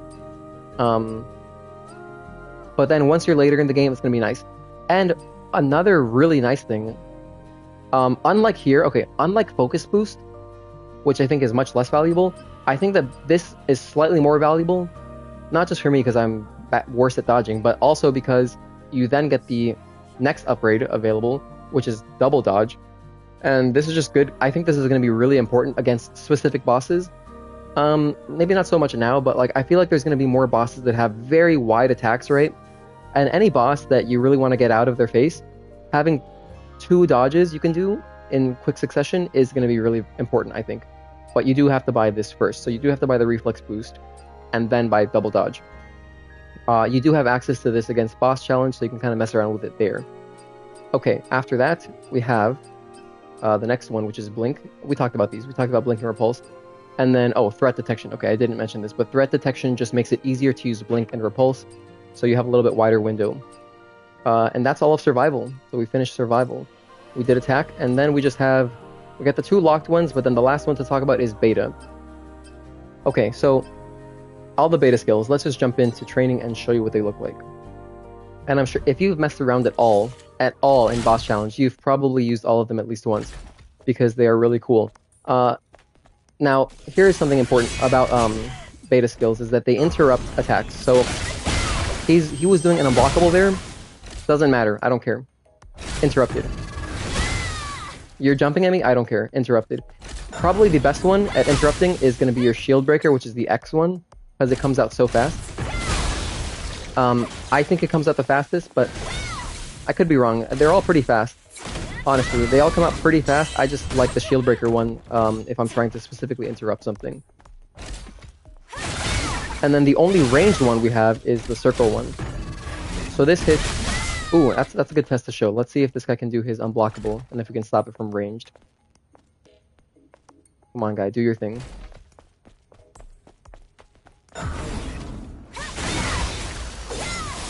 Okay, well that just murdered him, but let's say he had more health. It should stop him.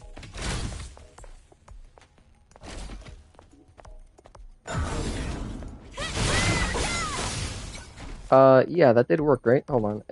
I want him to do the pink one. If he does the pink one, he leaps at us, and it'd be a better example. Oh, okay. So that one does not stop. Let's try it with shield breaker. There I took the damage, but it's interesting. Maybe if I'm close enough. So I guess what it is that the circle one does interrupt, but I think that once he's in his active frames, you can't stop the attack from coming out. But if you do it early enough, yes. Like right there, as you can see, I stopped him before he got to get his attack off because I did it early enough. But earlier it hit me. Okay, so more on beta skills. Not only do they stun and interrupt special attacks and attacks in general, but they also, well, they cost 2 beta energy, first of all. So there's that. Like most of the other abilities, like the charge moves, for example, the charge moves from beta chain, and the fancy follow-ups like Chain Reflection 2 and Chain Reflection 1, these cost 3. The beta skills only cost 2. So it's, it's a nice balance, and it's good to have access to them because they are so useful at interrupting. So it's a little bit more accessible than the three beta ones, but they cost 2 beta energy, so you do still got to recharge some beta energy. Now, all these, once you upgrade them to a certain point, they do have follow-ups. For example, Triplet. This is the square one. The first attack, that's all it is. It's pretty short, but then once you get to Quadruplet and you upgrade it up to here, she can do a follow-up. And the follow-up is nice because number 1, it goes airborne. Number 2, it also reduces stability. It doesn't say it here. I don't remember where I saw it, but I know it does because I see it happening against the boss. In fact, since we're talking about beta skills, let's just go to boss challenge. I feel like it'll be a better playground to show you that stuff. I'll show you exactly what they look like in action. So let's go back to boss challenge. I'm sorry, I'm not looking at chat, by the way. I'm trying to make this cohesive because you know, this might be a useful VOD for some people, because a few people were asking me to talk about just the entire skill tree. But I will check on chat after I finish the beta skill tree, I promise. Thank you again for everyone tuning in. Alright. I didn't change any abilities or gear, whatever. So, what was I going to showcase? I was going to showcase something. Oh yeah, I need to charge my beta energy. Okay, let's charge this up real quick.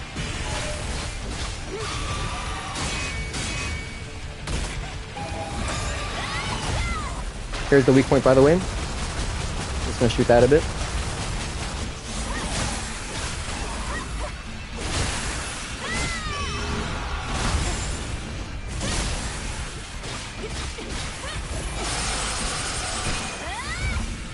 Good old Stalker.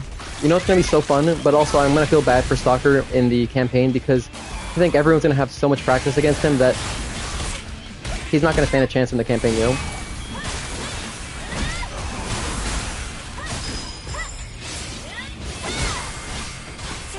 You can see he's stunned there. He has little stars over his head.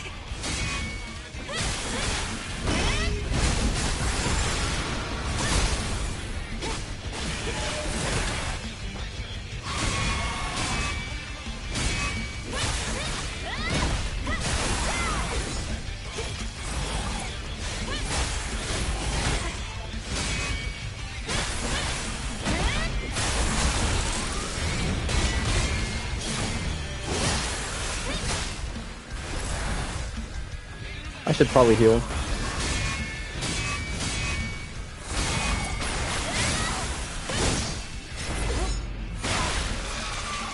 Anyway, so yeah, we're just charging our beta energy here. That's the only reason I'm fighting the boss.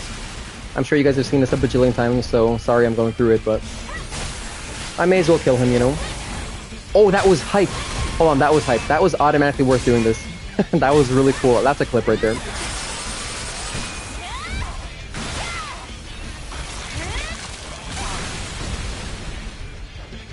I think we've tortured him enough.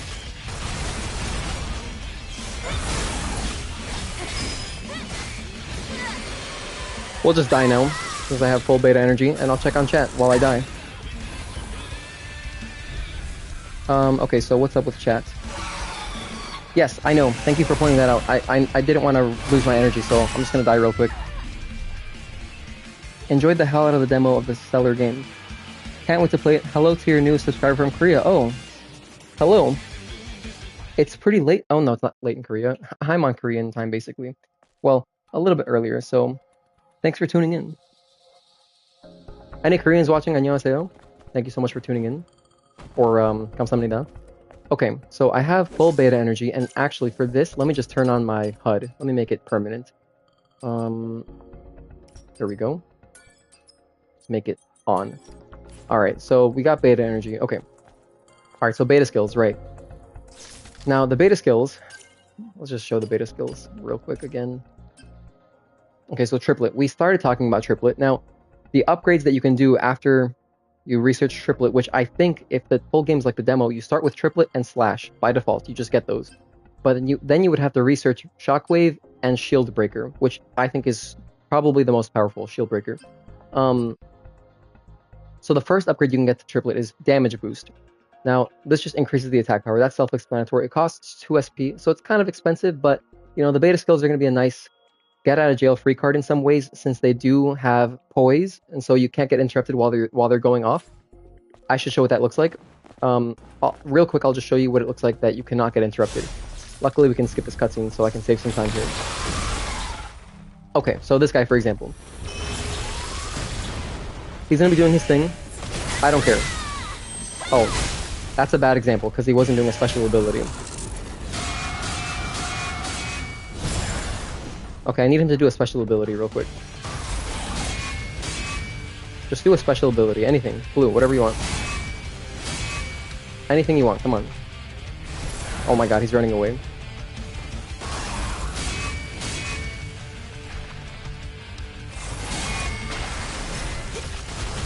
There's the weak point again, by the way. Just shoot it when you're done. He's not doing any specials. Why is he in a bad mood?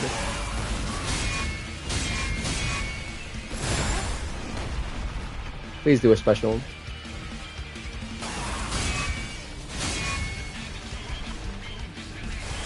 Oh my goodness, stop running away. What's his problem right now? Oh, whoops.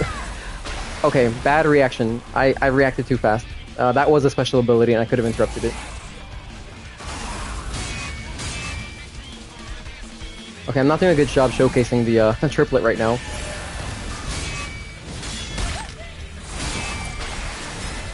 Oh my goodness, this is not going well. Normally he does his blue attack like all the time.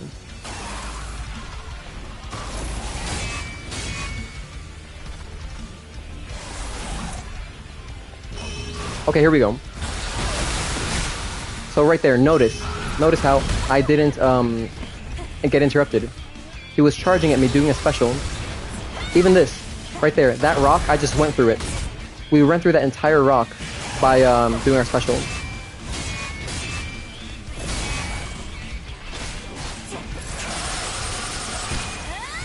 So yeah, pretty much the point is, you are invincible. Not invincible, I shouldn't say that. You cannot get interrupted doing beta skills. That's the point. As you can see, not only does it... I mean, there I stunned him, so... But there, as you can see, I was not interrupted in the slightest. I do take the damage. You're not invincible to damage, but you do not get interrupted. I tried to dodge that last one. Okay, let me just get some more beta energy and then die.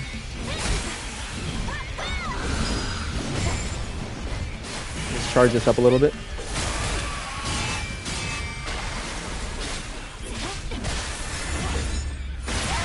Alright. I mean, okay, that's enough. I'll just die now.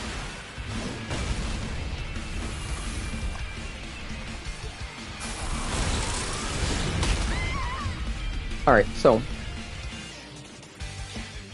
Okay, so point proven. As you can see, we jumped through, not we jumped through, but we used Shield Breaker to get through some rocks. And we also, but notice we still took damage. And then he charged directly through us. I mean, he literally, like a train, he went through us, but we did not get interrupted. So that is beta, like the properties of beta skills. Okay, back to upgrades. Next, we have beta energy withdrawal. So this recovers some beta energy when an enemy is hit with triplet. So that's nice. You get a little bit of your money back. So you spend the 2 bars, you use triplet, but then you get a little bit back. So, I mean, that's a nice upgrade to have if you're using beta skills a lot. Which everyone probably will be because, you know, this shit, it's just really hype and they're powerful. And then after you've upgraded either one, so you don't need both. You do not need both damage boost and beta energy withdrawal to get the quadruplet. You just need one.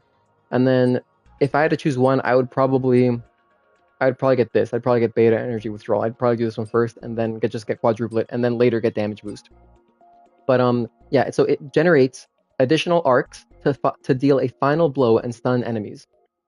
So it's just a simple follow-up. You just put the input in twice. So after you press, you know, while you're holding L1, you press square and then you do it again. And then Eve kind of does like a secondary leap and stabbing motion. And then after that, we have impact enhancement. The first strike of triplet also stuns the hit enemy. Additionally, increases the attack power of triplet. So that's pretty nice.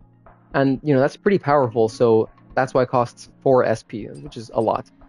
And then, damn, this one costs 5 SP. I just noticed that. It costs 5 SP to upgrade finishing blow increase. This one says, damages the balance of the enemy. Oh, there it is. That's what I was talking about. It is an upgrade.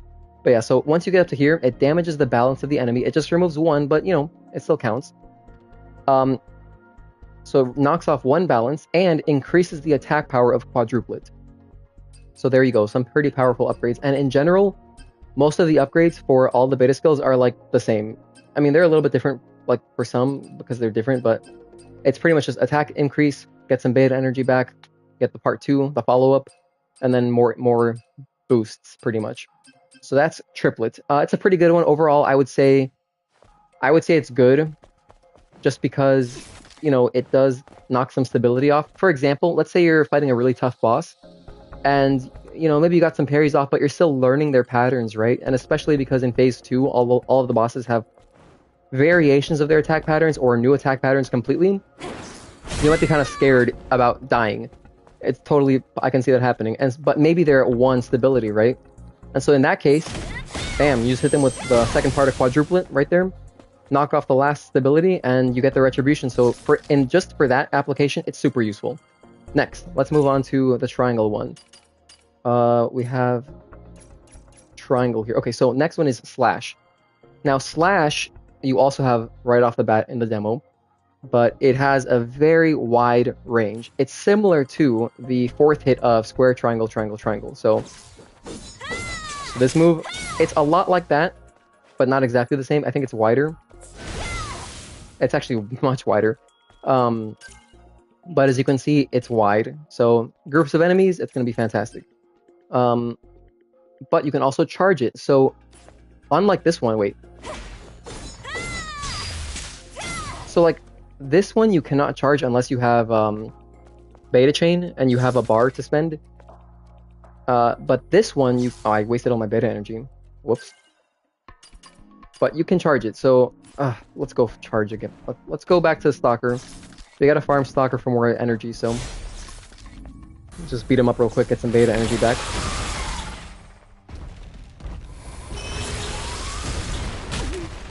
I walked into it. Normally, I messed it up, but you can just walk right, and it looks cool. And you always dodge the rock, it's consistent.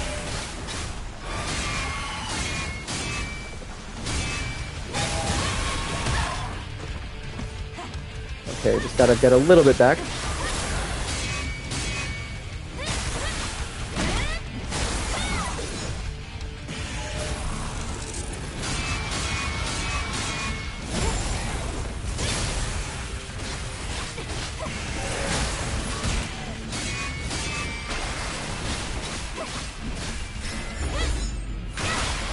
Alright, we got full beta energy. Let's try to die here. I wish I could die faster, but there's not much I can do. Oh, I'm sorry, I have the protection exospine on. So yeah, I'm gonna be pretty tanky. We're almost dead though, it's fine.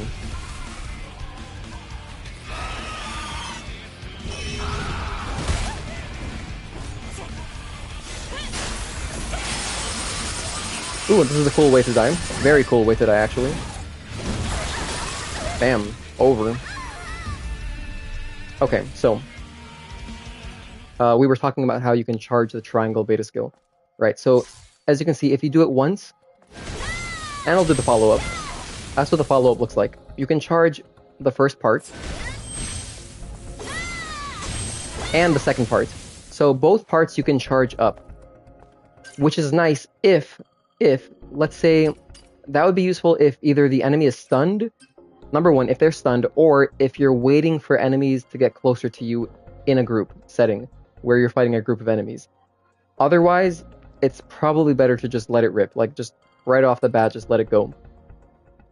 Because you don't want to get interrupted. Although, that's a good point, since I know that we don't get interrupted during the animation, like of these, like for example, earlier when we were doing quadruplet, and I was showing you how you don't get interrupted, I wonder if you can get interrupted during the charge portion of Slash.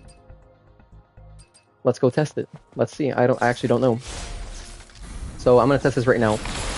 I ideally want him to do the charge move, so after the rocks, I'll let him charge at me. Okay, now we know it does not get interrupted.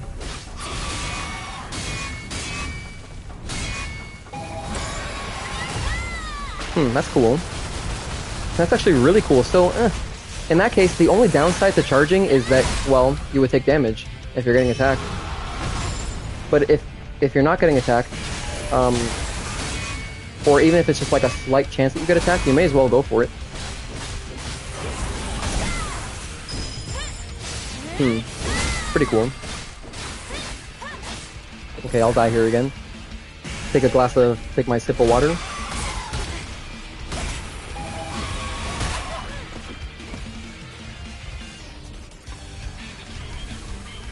Oh, I made the mistake again of not unequipping the protection exospline. My bad. I'll unequip it right now. So I just learned something. That's really cool. Let me unequip this. Let me unequip everything. I just don't want any of this stuff. Oh, actually, no. I'll equip this. I'll equip beta charge. That's relevant for right now. Okay, cool. So, slash. We were talking about slash. Now, the other upgrades you can get, we have beta energy withdrawal, similar to the other ones. We have recover some beta energy when an enemy is hit with slash. Okay, self-explanatory. Increase the attack power, and then slash deals additional damage to enemy shields. This one's unique to shield breaker and slash. So if you upgrade this, you can deal more shield damage, which is really cool. Just that alone, honestly, makes shield breaker and slash really cool. Like the benefit of using quadruplet if you've upgraded all the way is that you get to knock down some stability. The benefit of using shield breaker and slash, well, okay, the main benefit of slash is that it has a wide range on top of hitting shields a little bit more. Shield breaker hits shields even more efficiently, but then it also comes out, I think, a little bit faster if you don't charge it. Of course, you can charge it, and then it's kind of like using slash. But if you're just using it mid-string, like in the middle of an attack string, for example, let's say you're just going like, whatever, let's say you're going like boom, boom, boom, and then you want to hit this just to interrupt their special attack, you can do that in like a more fluid way. Like, because if you're going like this and then slash, I mean, you can do it, but it's like, nah, you can do it. It's valid. I just think that shield breaker looks cooler in the middle of a string. It just looks really hype.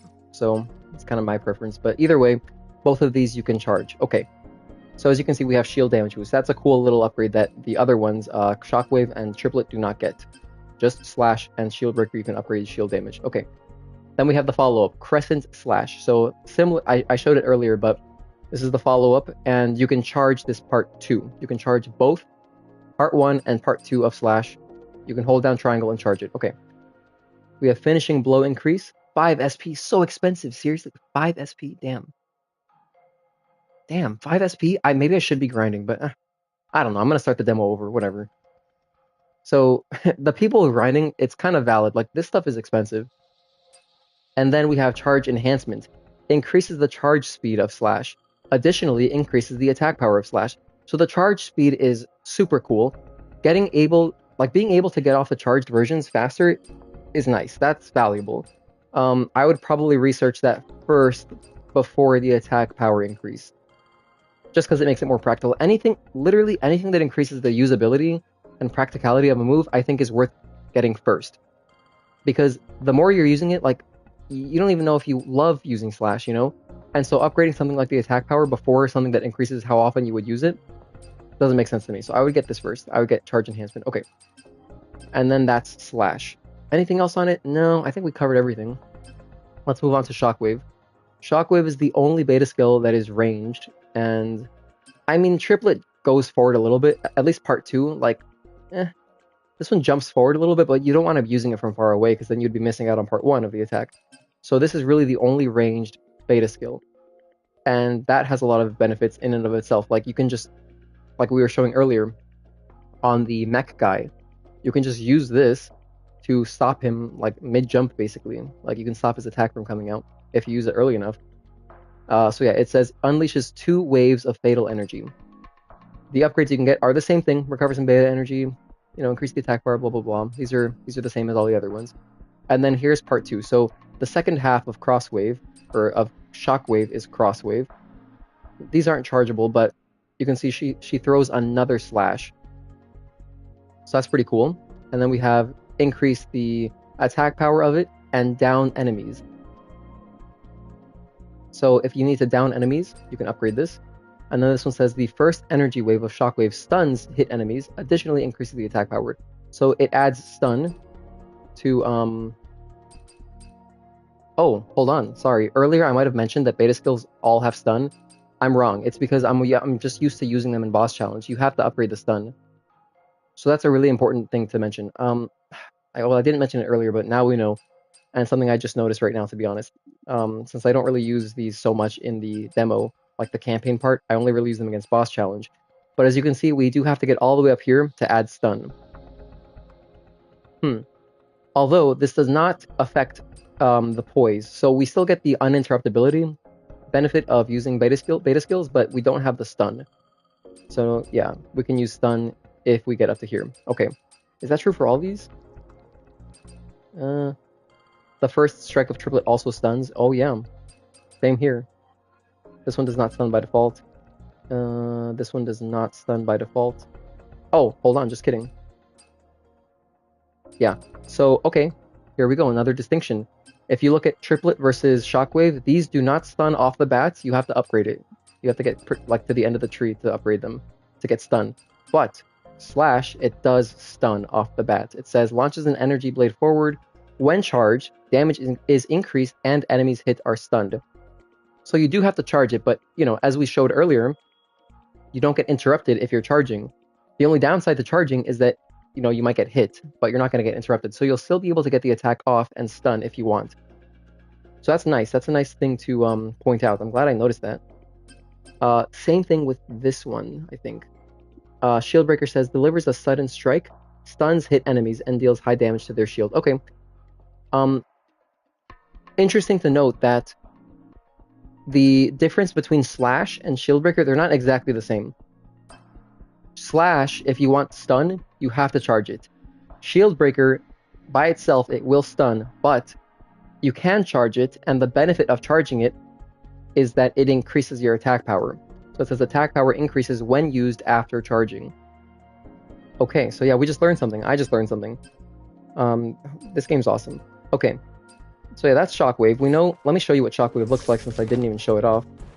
Did I turn off the protection? Yeah, I did. Let's change the suit. I'm gonna go black suit. Oh, I may as well do this right.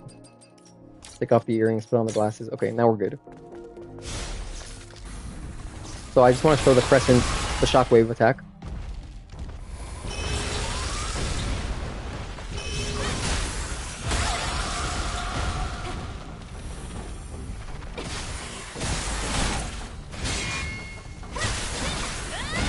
Just charging up a little bit.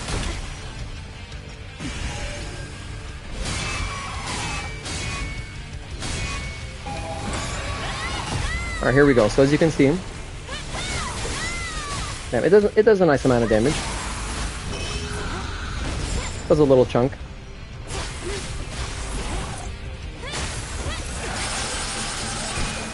I love these QTEs, by the way. I think they're so fun. I know that you can disable them, and it's nice that they have the option, but I'm not going to disable them personally. I think it's cool.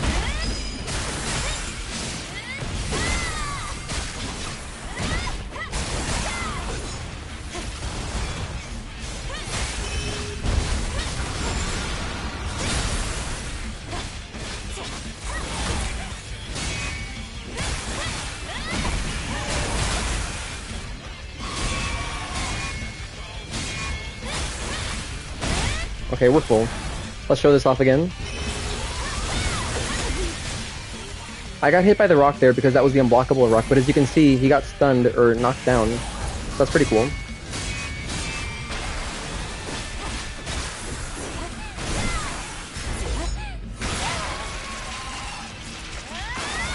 Okay, I'll make sure not to kill him. I don't want to lose my beta energy, but let's go ahead and die here.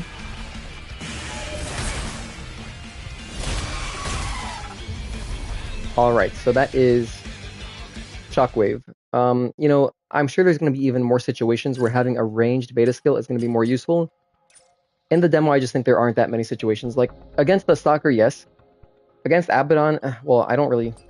Who's going to get there, you know? Because you have to... First of all, you have to research it. And then if you want part 2 of it, you gotta get a lot of SP. So, against Abaddon, I really only use these two.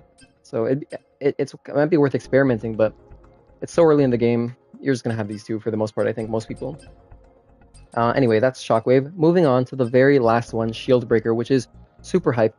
Shieldbreaker, we mentioned earlier, but if you charge it, by default, it stuns hit enemies, but then also hits their shields for a lot of damage. It says high damage to shields. And then if you charge it, you get attack power increase. Now, here's what it looks like when you charge it. You can go ahead and hold down X. and she does the part 2 right away. Now, actually, no, there isn't a part 2, is there? Yeah, there's no part 2. So it's interesting because this is the only beta skill where there's no like follow-up researchable. You just get it, and to access it, you just have to hold it down.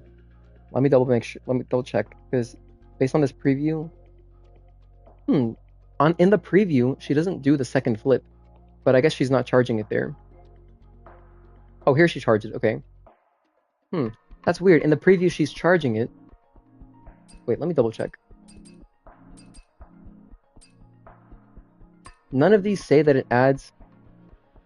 Oh, hold on. Here we go. It's dual breaker. That's what it is. Okay, so unlike the other ones, here's the difference. Unlike the other ones where they have a follow-up that you just have to input the thing again, like here you press L1 plus square twice. Here you do L1 plus triangle twice.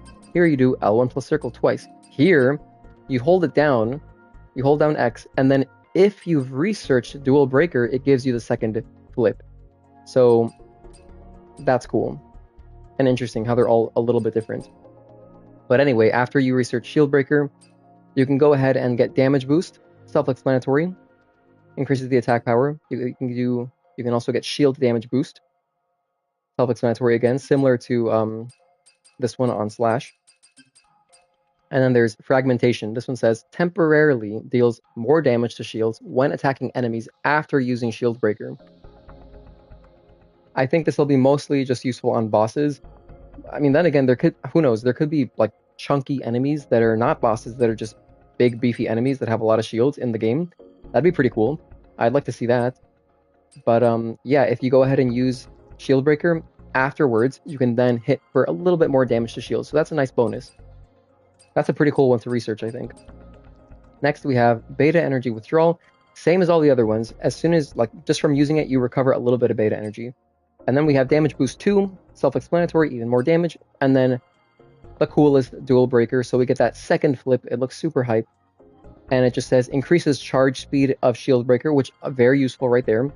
And then strikes multiple times and downs hit enemies when using shield breaker after charging. So it downs them. As you can see in the preview, he falls over. And yeah, it just looks cool as hell. So let's use it against Stalker, and I'll show you how much damage it does to shields. It's like so much. I'm not going to do anything besides shield breaker, and I'll show you.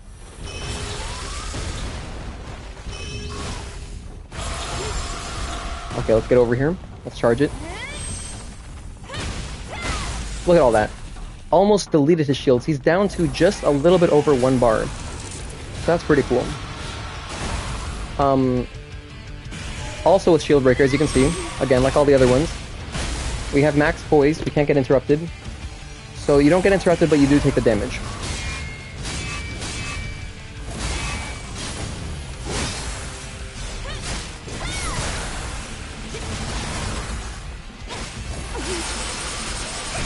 I may as well kill this guy for once. It's been a while.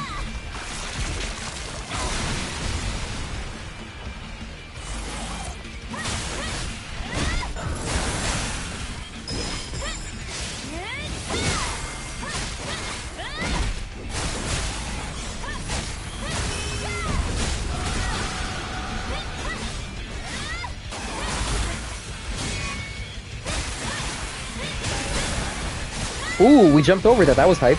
That was really cool.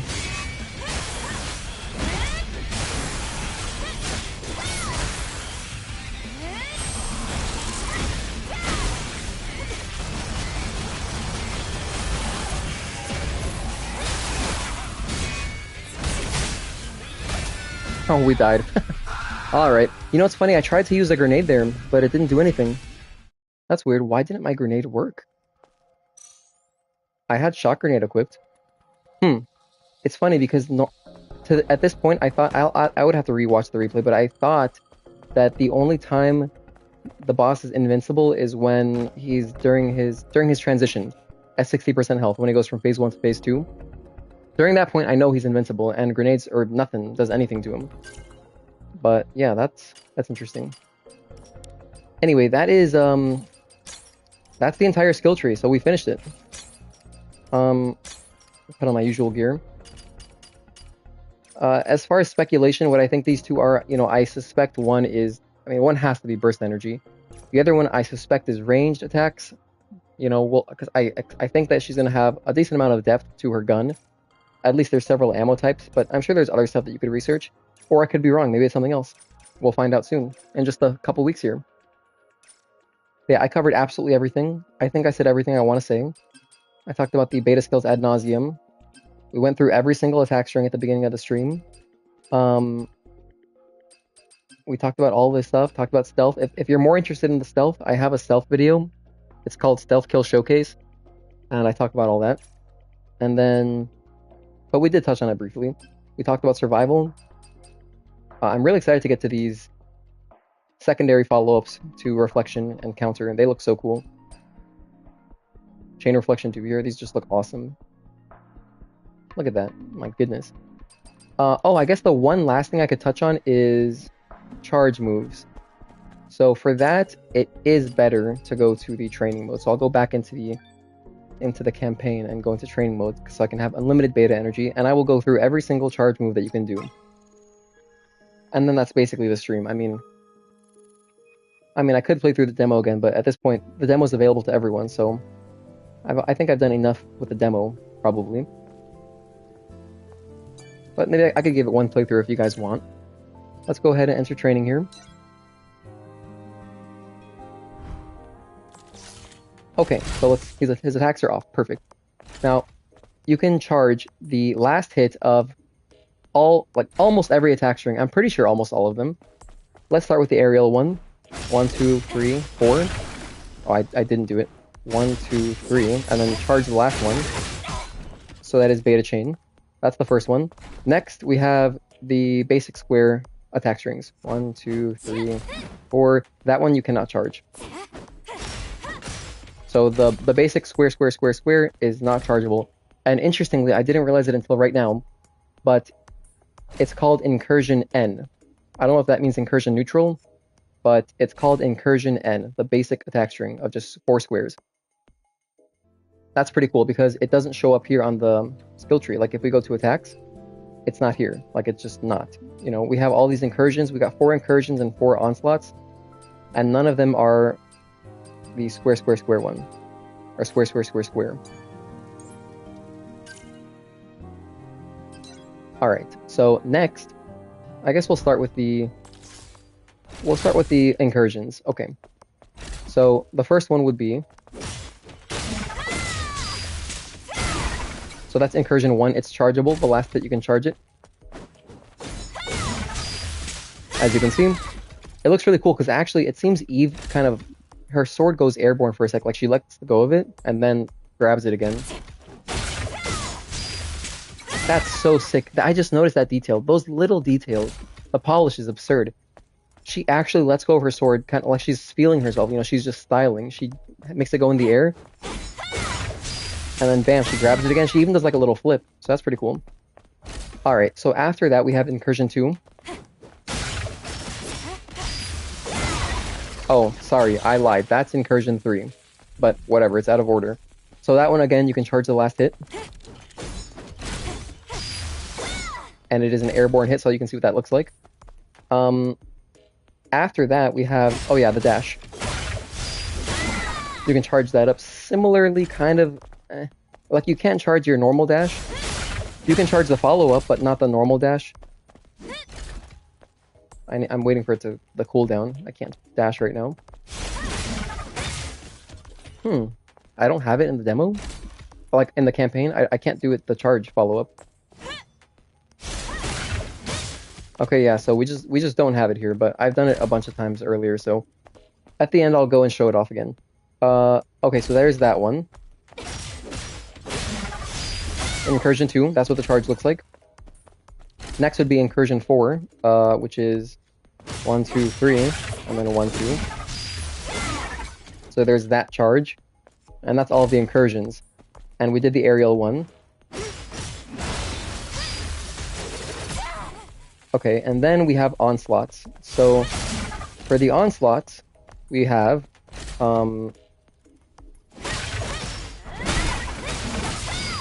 Onslaught 4. You can charge the last hit there. You can also do,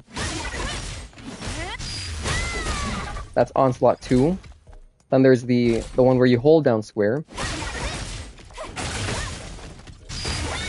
There's that charge, pretty cool. And then there's also... wait, what's Onslaught 1? I'm trying to remember.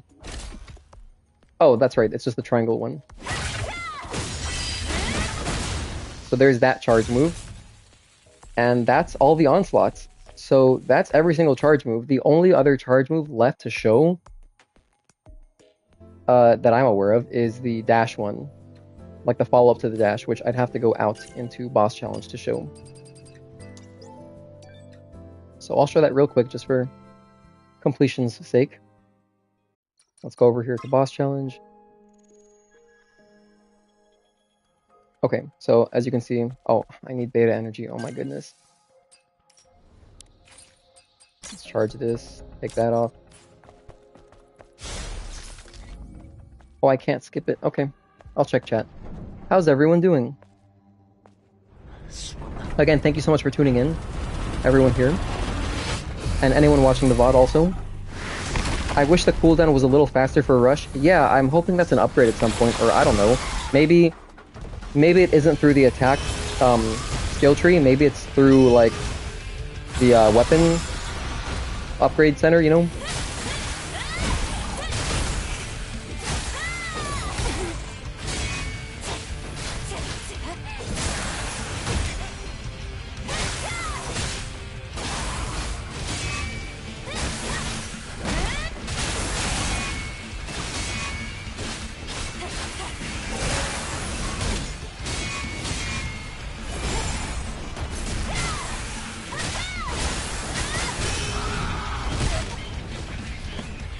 That's enough energy, we're good with that.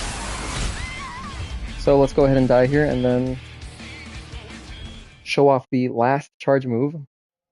Oh, actually, one that I forgot, I don't remember if I showed it, but I'll show it again, is this one. I'm pretty sure I showed that, I definitely did. Okay, so the follow-up to the rush, which is this. That follow-up, you can charge that also. We gotta wait for it to cool down, but here's what the charge looks like. Okay, pretty cool. And oh, and then of course, your dive kick. You can also charge the dive kick. That's what that looks like. It got interrupted there because like the floor was weird, but that's what that looks like. And that's everything. That's literally all the charge moves that I'm aware of, unless I'm, you know, there's something I don't know about. But yeah, we went through Onslaught 1, the Airborne one, Onslaught 2, yeah, we hit this one. Onslaught 3, the one that dashes forward, we got that. Onslaught 4, my favorite probably. I think this is my favorite combo. We got this one for sure. By the way, if you're tuning in just now, at the very beginning of the stream, and I'll put chapters in the VOD, I'll put like timestamps for everything, but I do talk about every single attack string, so in case you wanted to hear my thoughts on, you know, all the attack strings and what I think about them when they're useful, I did talk about that. Yeah, we hit Incursion 1 for sure. I definitely got this one. That's the charge one. Incursion 2, we got that one. That's the one that ends in a dash, and this dash doesn't use meter. Incursion 3, we hit that one for sure. And then Incursion 4 is the one I just showed a second ago again. But I know I hit that one too. Okay. Aerial Blow, we got that. I think that's everything, guys. Anywho, so that's pretty much the end of the discussion. I wonder how long this was. I don't know how long I've been streaming.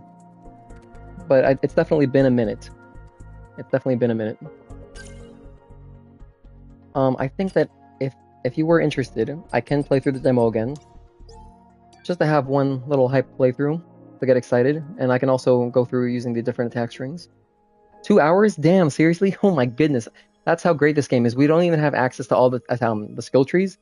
And I just talked about nothing but the skill trees for 2 hours. So that's cool. I'll probably also, what I'll do is, I'll make some clips. Like I'll do some shorts. YouTube doesn't allow me to remix my videos into shorts, but I can remix live streams into shorts. So, you know, it might be useful. Maybe I'll cut up some talking about specific abilities. That might be useful. Yeah, that could be useful for someone who doesn't want to sit through the whole VOD because this was long.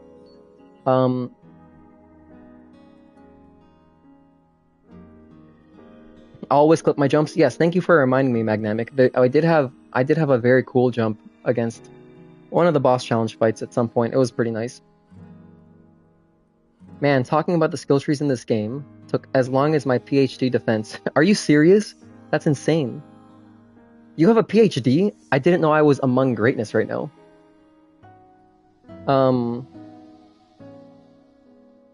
Anywho, I'll go back and read chat like when I'm going through clipping stuff and doing timestamps.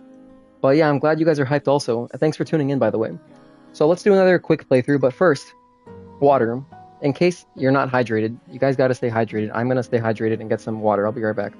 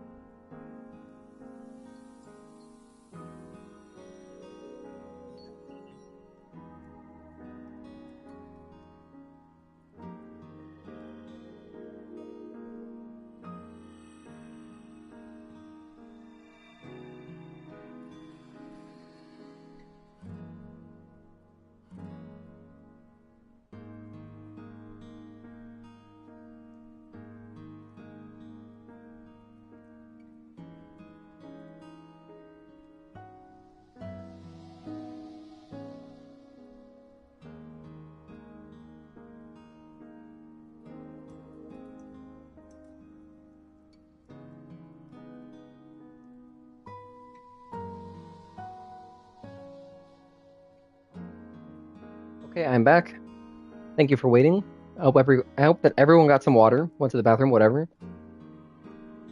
I have to thank you all again for tuning in because I know it's late if you're in the US. Well, if you're on the West Coast, you're chilling. It's like 9 o'clock. But if you're on the East Coast, it's midnight right now. I started streaming as early as I could here. And it's about noon right now, so you guys got your pre-orders in? Awesome. Yeah, I'm making the last edits requested by examiners and submitting. Dude, that's amazing, Jimmy. Congratulations. I'm really excited for you. Like, I'm sure it's gonna feel super cool when you start getting mail and your mail says doctor. 9 p.m. here, East Coast. Okay. Okay, John, thanks for tuning in. Peace out. 5 a.m. Tobias, that's hardcore. That's really hardcore. Damn, man. You can get some sleep, dude. The VOD will be here, I promise. And I will be doing more streaming. Yeah, have a good night, everyone tuning out. I'm just gonna do one. The stream is mostly over. I'm just gonna play through the demo, and then and that's gonna be it. Also, I hope that the audio is okay. I mentioned it earlier, but I am on the other side of the planet, so I'm nowhere near my normal streaming setup with my PC and like my microphone and all that stuff, and my my Elgato capture card. So I'm just streaming via PlayStation 5 native streaming, like literally just 1080p 60 FPS straight from the console. And I bought a Pulse Elite headset to talk to you guys. So it was the best microphone I could find around here. You know, that's convenient because I needed to use a headset. Am I speedrunning it? I would speedrun it, the show, but I don't have live split right now. You know, I'm just on console, so I don't really feel like streaming or I don't feel like speedrunning without live split. Eve needs to debut as a virtual idol. Oh, like some Hatsune Miku type thing. You know, I can see a market for that. I can definitely see a market for that. Anywho, let's go ahead and get started with the playthrough. I played through the beginning earlier, so we'll just continue.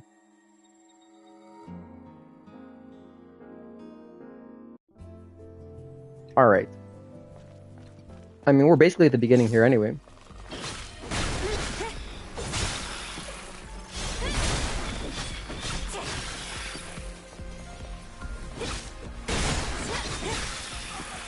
So I think for the spiders, if you dash into them with rush, 3 hits, like 3 square hits, 1, 2, 3, that will kill them.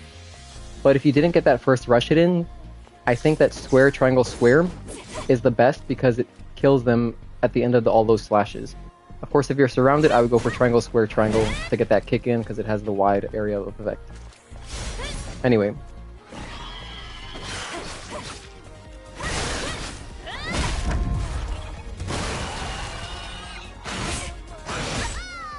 Did I die? I just died right now to this guy. Anyway. I feel like I died kind of fast. Alright.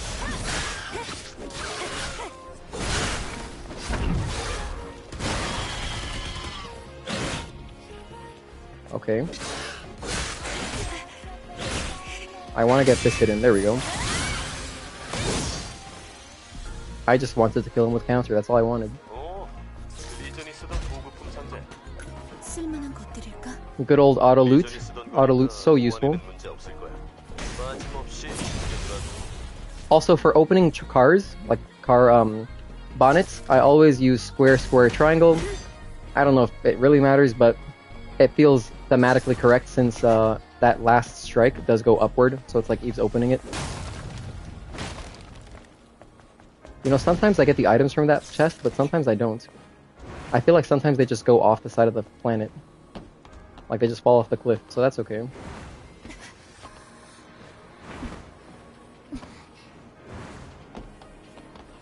Anyway, did I grab the stuff over here? I think I did, but I don't remember. Anywho, I'm sure that everyone at this point has, you know, explored the demo themselves, or they've seen my walkthrough video, my 100% walkthrough video, where I get everything. Because there's a surprising amount of stuff. I mentioned it earlier, but do not miss the tumbler before you jump into the water at the very beginning, after the first gate that you unlock with the code. You gotta get that tumbler upgrade, and then the other thing, which I don't know how much it matters, but there are some bitcoins hidden.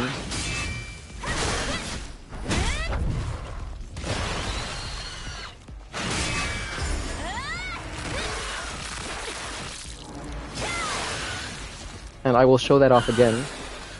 Let's go over here, where the spider is. This is just good game design. They put a little enemy over here, kind of draw you over to explore this area, and then you would just see the handholds naturally. But there are some bitcoins here. I know that the bitcoins aren't that useful yet, but later, as you can see, there it is. But the bitcoins are also supposed to be some kind of secondary currency, I think. I think in Zion. So yeah, let's go ahead and grab the weapon enhancement here.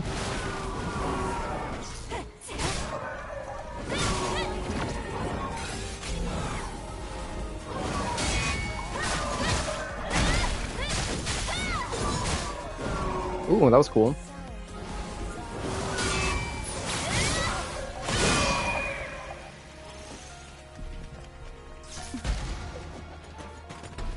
Yeah, still, I'm never gonna get sick of the music here. I mean, I could listen to this all day. And I have. I have listened to it all day. Oh, let me equip the thing that I went over to get. That was the whole point of going over there.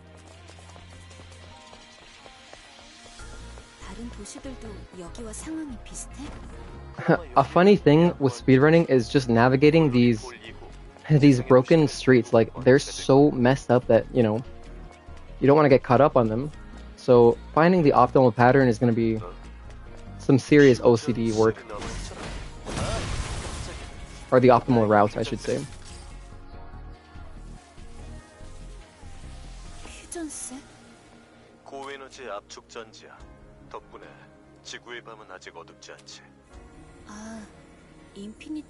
I love how these squid things can cloak, and you have to scan to see them. Kind of like StarCraft. Oh, true. I hadn't even made that connection. I'm an enormous StarCraft fan. StarCraft is literally why I started learning Korean, and that's cool that you mentioned that. Yeah, they're kind of like banshees.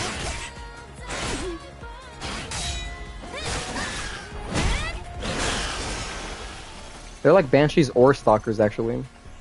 Okay. Wait a minute. Am I thinking the correct thing? No. I'm thinking of just Protoss in general, cloaking stuff. Although I don't think the Mothership is even in the game anymore. I'm pretty sure it's just Mothership 4. I don't remember. It's been a while. I haven't played in a minute. Anywho, here's that damn chest. I swear, when we open this chest... And, oh yeah, Dark Templar also, true. When we finally get to open this chest, that's gonna be a moment in history. For me, at least. Like, what a tease. You can't do anything about it. And it's funny, because, like, you come over here, you're like, oh, maybe the code's on this guy. And what does Adam say? He says the thing is fried. Fantastic. Anywho, I like the blood over here, and I like this tree thing. I wonder if we'll be able to, like, you know, go to upper levels of 807 later. East 209th Street. Alright, let's go into the ambush.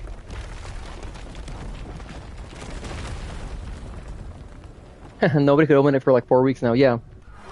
It is funny to imagine, like, to think about the people who are just like, where is it? Where's the code? Because that was me. I was literally looking around the whole demo. I was spamming. I'm telling you, I was spamming scan everywhere trying to open it.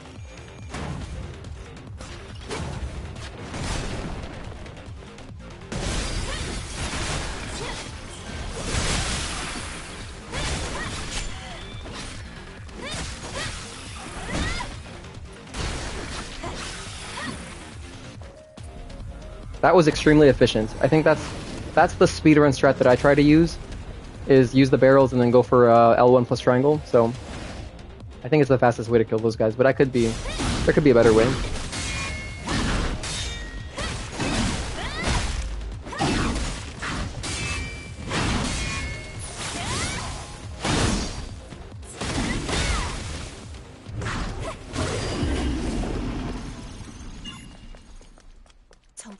Okay.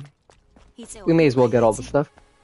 Yeah, I'm really excited. I ordered my Japanese copy on PlayAsia. It was only like, I mean, it was $56 or $55 US dollars, and then like $7 to ship to my my address in the United States, and I think that's super reasonable. I mean, it's cheaper than every other version, so it's a good secondary copy to have.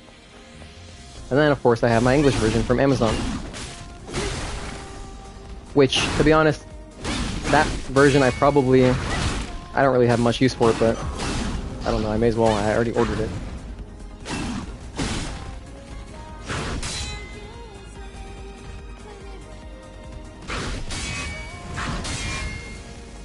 I want to kill this guy with the retribution here.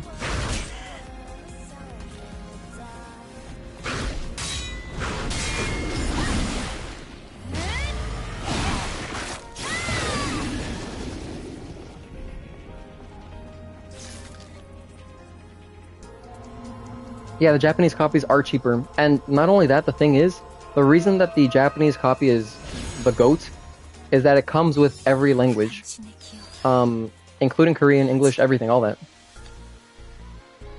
So it's just like, it's the definitive version. I don't know, I mean, there could be differences that will make it I don't expect there to be any censorship, but I mean usually the Japanese version would be the least censored, right? But like you get all the languages. Just get the Japanese version. Like the downside is you have to wait for it. So that is the downside. It's a very real downside. If you want to play on release, you know, be part of the social experience, playing the game and talking about it early on, then yeah, you'd need whatever your region is. But, you know, that's why I'm getting the game multiple times.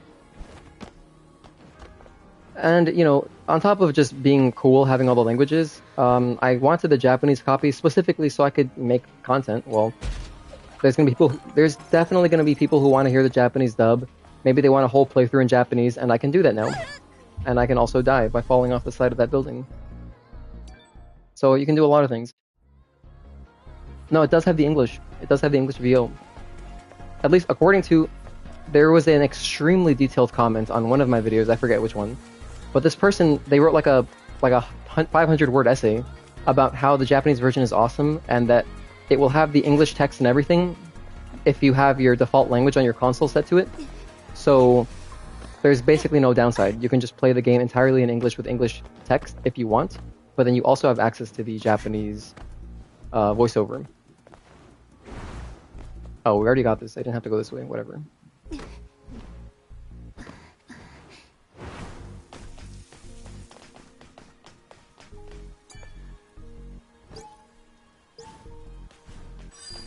메모리 스틱에 메시지 로그가 남겨져 있어.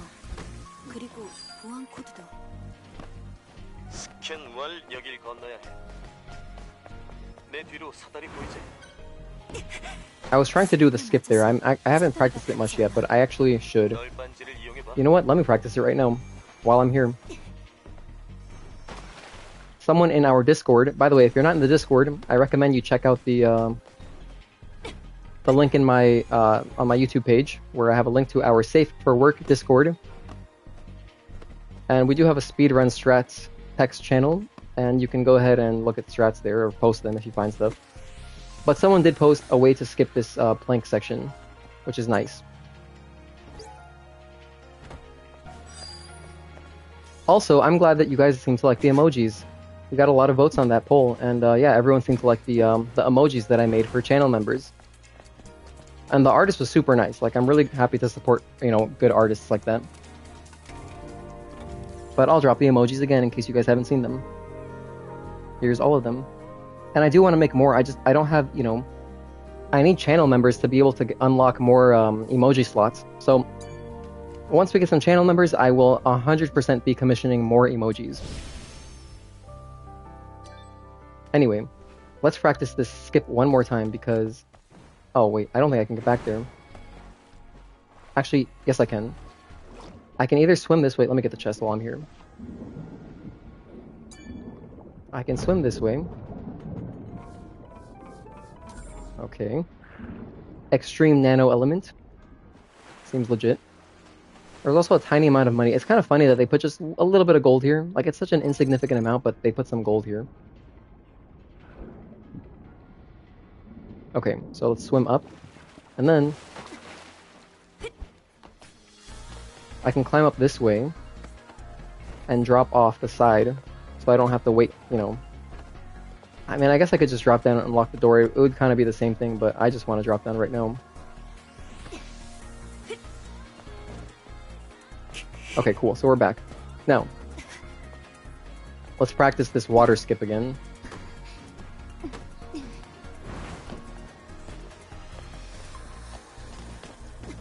I should rewatch the clip because I don't fully understand the angle that I'm supposed to attack from.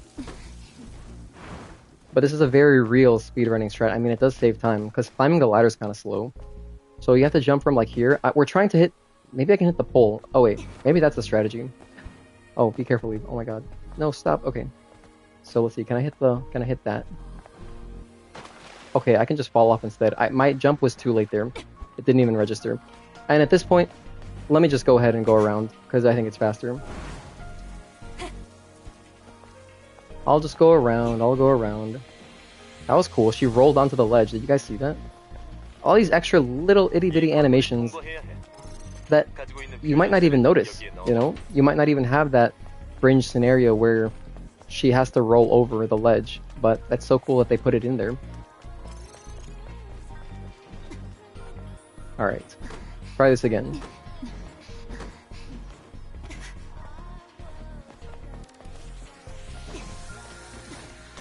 Whoa, that was also very cool. She did a whole flip to get onto that ledge. That was awesome. That's the first time I've seen that too. I played this demo so much, and that's my first time seeing that animation.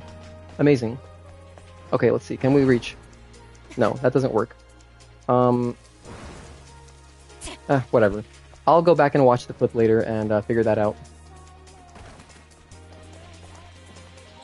Alright, so since we were talking about the barnacles earlier, let's see if this string can go through him.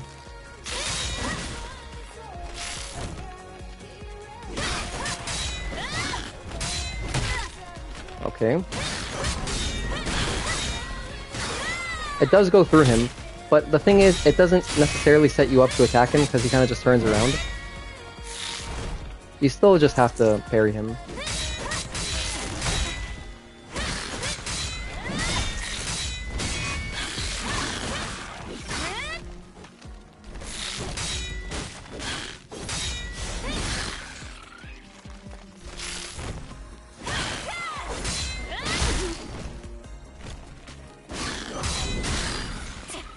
Okay, barnacle down.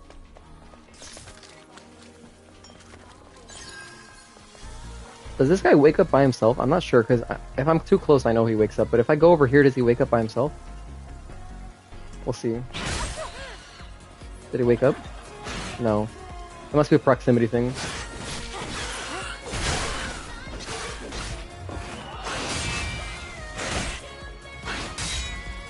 I have so much trouble parrying this guy's attacks.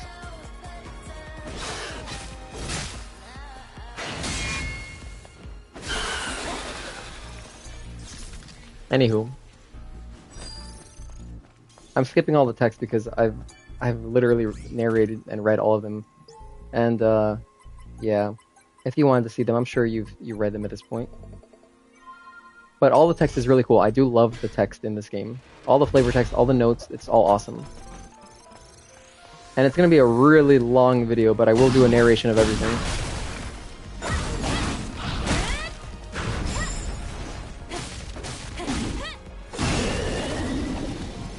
Oh, that's right, I didn't talk about what I recommend upgrading first. When we get to Abaddon, the camp before Abaddon, I will talk about recommendations based on different playstyles and other stuff. Let's just get there first.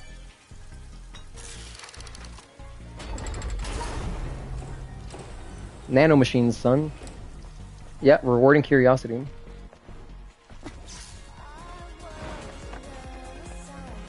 Whoa, I went way too fast there. We kind of just flew over the ledge. Okay. Let's do our classic assault kill on this guy because it looks cool. As soon as he exits combat, since assault and ambush do not work in combat.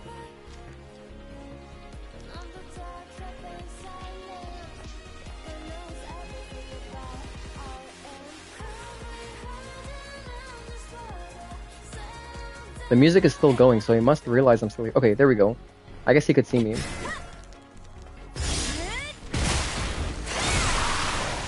Nice. Alright. Let's hit the map. 아담, 이건 뭐지? 이런 것도 몰라? 지도잖아. 지도? 그럼 위치 동기화는 어떻게 하는 거지? Any idea if it's possible to have several saves? I would hope they have that. Honestly, I would be surprised if they didn't have a manual save system. You know, because like every game has that. Every game that's like this. I mean, like, it's a big adventure game. So yeah, I really hope so. Just because those kind of save systems are so useful for testing strategies. No photo mode? I'm not sure. There's none in the demo, but there could be one in the game. Who knows? 맞아. 1메가바이트도 안 되는 데이터들이 담겨 있지. Or it could be DLC, possibly. Maybe a free DLC.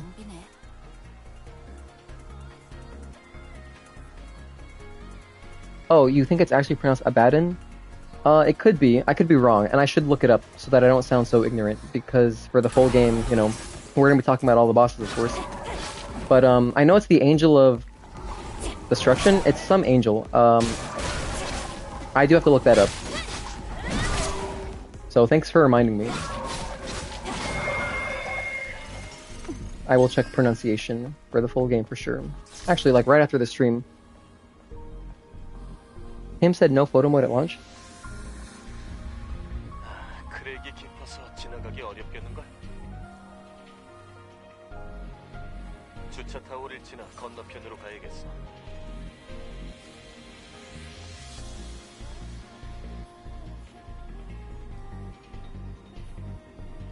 Okay, so I just did a quick Google search.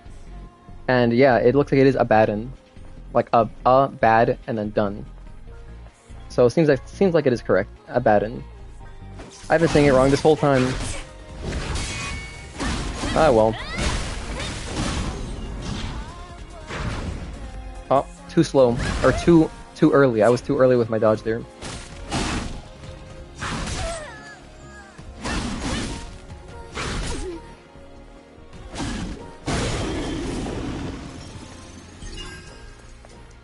Okay.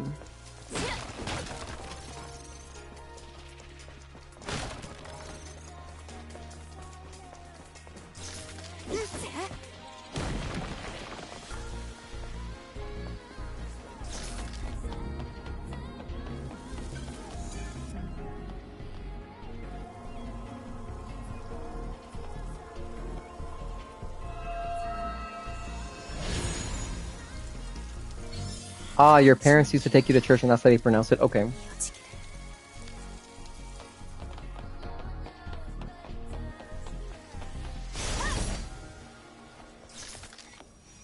Okay, flashback, camp scene. 이런 곳에 레퓨지 캠프가 레퓨지 캠프? 그게 뭔데? 앞서 지구에 도착했던 강화 부대가 설치한 간이 보급소야. I agree that I think people definitely need a photo, like, they want a photo mode, obviously, and it's just good publicity, like, it's free marketing. Photo modes are just free marketing. You're literally having your players who already bought your game become ambassadors for your game by just making screenshots. So, I feel like every game should have a photo mode. More sales. 어쨌든 이렇게 도움받을 공간이 있다는 건 다행이야. I guess we'll sit through the cutscene. We may as well. There's no rush here.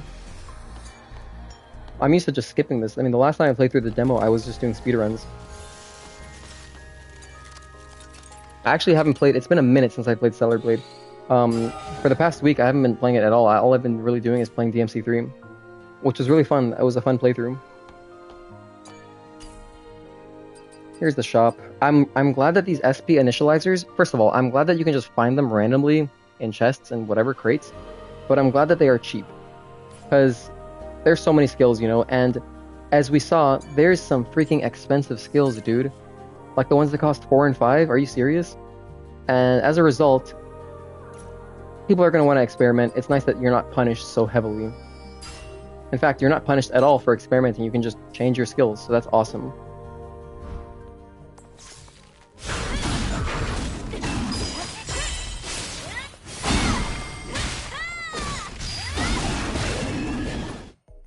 Alright. So we did our tutorial. What should I upgrade? Let's see. I think I have 2 SP, is it? Yeah, I have 2 SP. Let's go ahead and... I'll get Reflection. I love Reflection. And... Counter 2? Nah, I don't really need that.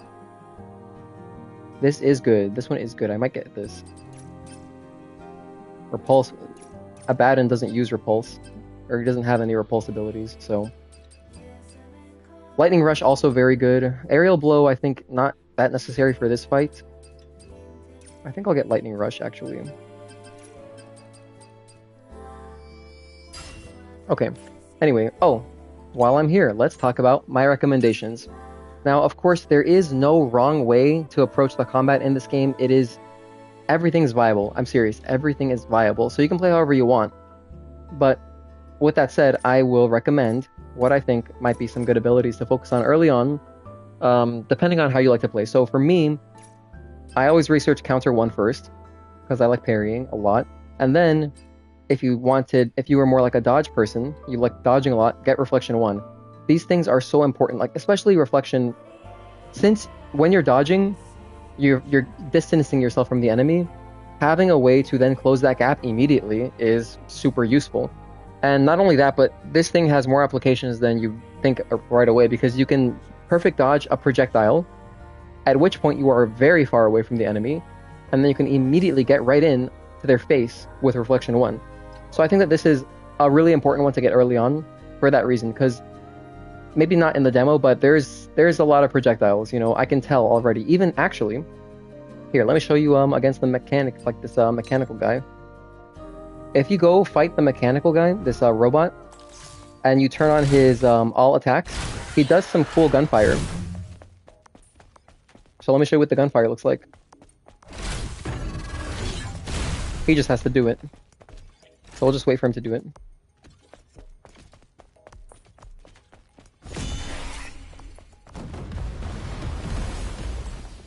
Okay, I mean, those are kind of hard to dodge, right? Because they're really fast and they're all over the place. To perfect dodge, I mean. But I feel like there's going to be enemies doing stuff like that, you know? Can you do your projectile attack, buddy?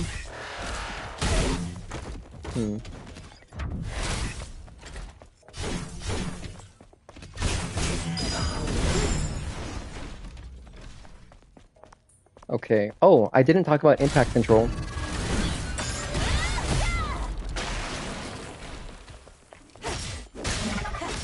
By the way, it does look like even slashing the weak point does hit the weak point.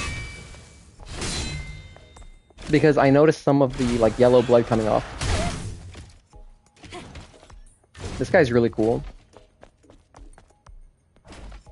I hope he attacks me with his guns.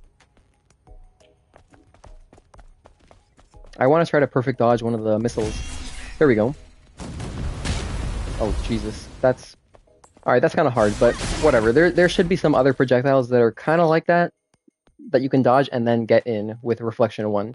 So, yeah. And then, one thing I forgot to mention, actually. Dude, I didn't talk about these. I didn't talk about these at all. I just skipped them. So, I mean, an addendum, but let's talk about impact control. It's self-explanatory. You just press circle and you get up faster. The thing is, you can stay on the ground longer if you want to, and that could be useful sometimes. I don't know what situations like for it that would be useful just yet, but I can see it being useful if maybe, I don't know, there's like a long sequence of attacks and you just want to stay on the floor to avoid them. That could be valid. You know, it might be a legitimate approach. So, but in general, I'm mashing circle when I'm on the floor. I just want to get up faster. And you can also angle. You can kind of control which way she gets up. So you can hold down left or right if you want to get up in that direction. And then you have double jump. Self-explanatory, just double jump. Actually, it's not that self-explanatory. Oh, goodness. Okay, we have an addendum. I'm gonna go back and talk about it a little bit. Let's go back to boss challenge. Jesus. This is even longer than I expected. Could have sworn Abaddon used the repulse move. You know what? You might be right. I can't think of one. I don't remember. So, either way, let's jump into boss challenge for just a second. I'm going to talk about double jump, because the double jump isn't actually that obvious, right? So, first of all, if you start attacking in the air, let's say you do this, whatever, you cannot double jump after you start an attack. Doesn't matter if it's just one, you cannot double jump anymore. You can double jump and then do attacks. That's fine. You can single jump into a dash, or not a dash. You can single jump into a dive kick, of course. You can also dive kick out of a double jump. And then, also out of a double jump, you could do an attack into a dive kick. So the double jump doesn't affect your attacks and dive kicks. Basically, you just can't do the secondary jump after you've done any input. Like, you can't swing and then double jump. Okay, and then for the impact control, wait a sec, not impact control. For the precise landing, this, you just press X a little bit before you land, so you don't take fall damage, but you still take fall damage if you're very high up. And for that one, I do have to go back to the story mode, because we don't have any high spots here to jump off of. Okay, so back to story. Can you also change direction during the second jump? Yes. So I'll show that right now. Oh, damn, I'm already back here. My goodness. I wish I just had double jump in the campaign. It's okay though. Thankfully, we have, we have a very fast NVMe thanks to PS5, so there's very little loading. Almost none. Alright, anyway. Here, if I am jumping, I can then turn around in my jump. So I can jump this way and then turn around completely. And she does an amazing animation. Look at how cool she looks. She's like a gymnast. This is ridiculous. Furthermore, you could also go left, whatever. You can go any direction you want with the secondary jump. And then also, I've heard, let me test it right now, but you also get a cool double jump animation going backwards if you're locked onto an enemy. So I'll show that too, because you wouldn't notice it right away if you're just jumping around before a fight. Okay, so here, let's lock on, and then she does like a backflip while staying locked on. So that's her backflip.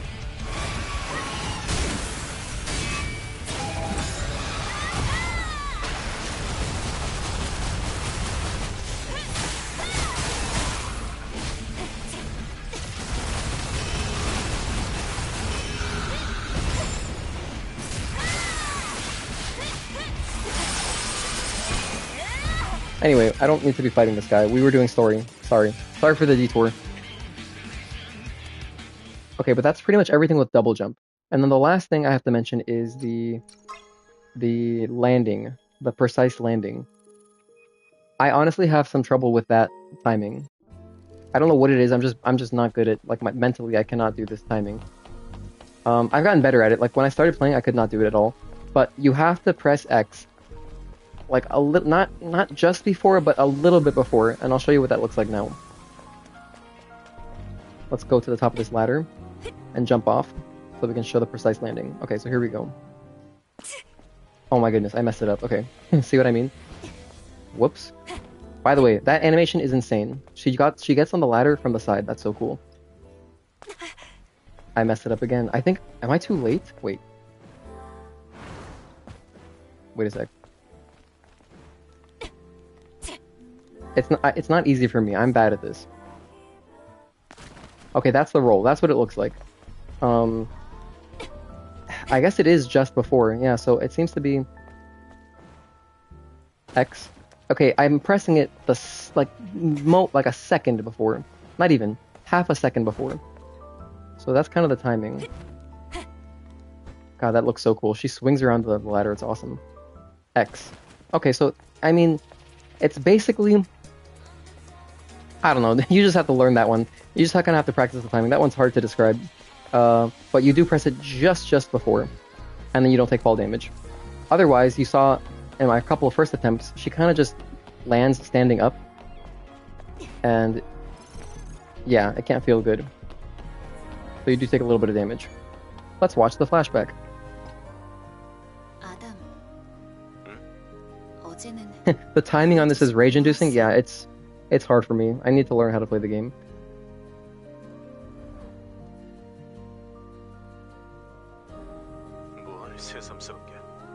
Kim, the director, said her moves are inspired by ballet and gymnastics, which provides a different feel than male action. Makes sense. Very Bayonetta-esque. I mean, Bayonetta also has similar kind of stuff.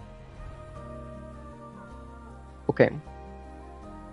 Anyway, I hope that I'm not too loud. I know that the game is going to be quieter than me for sure, but as long as it's listenable, that should be fine.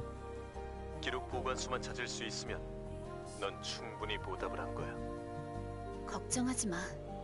도와준 몫은 제대로 갚을 I 테니까. really wish that PS5 streaming had just like a little bit more customizability. I can't adjust the game audio relative to my audio, and it's not like I don't even have any kind of audio levels to check. Like there's no balancing I can do, so it's just whatever the game, whatever the PS5 wants.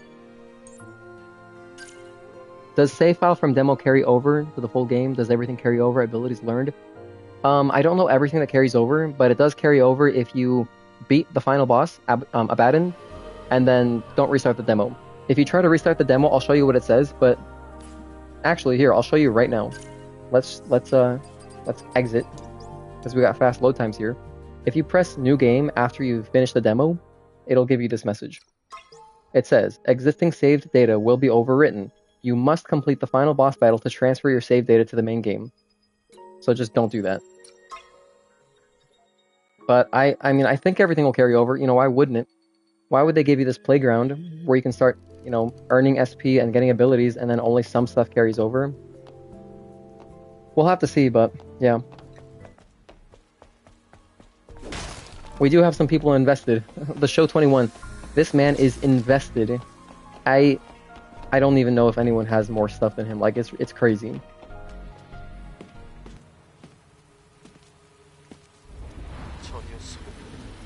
But yeah, there's a few people in our Discord channel. If you're not in the Safe for Work Discord, there's a link in my channel description. But we got a few people there talking about grinding, getting a lot of SP, going through the demo over and over and over again. It's pretty fun. Okay, so Abaddon. Now we know the proper pronunciation.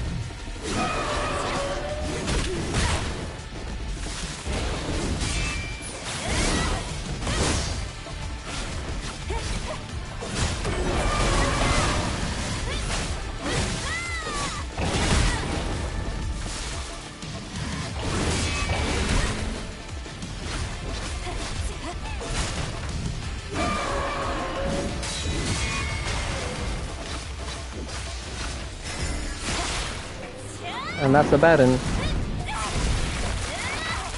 Damn, 75 hours? Nice. That's impressive. Honestly, I don't know how many hours I put into the demo.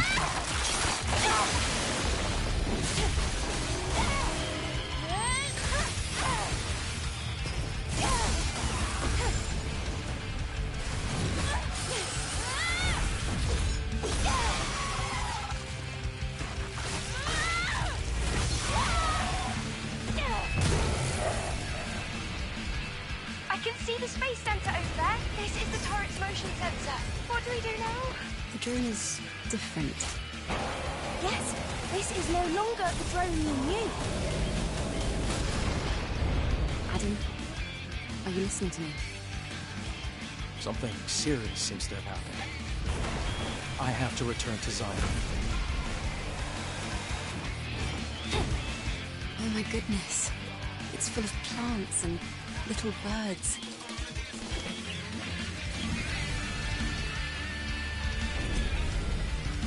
Damn, you have 40k money? Ballin'. Goodness gracious. I'm in the presence of greatness. That's so cool.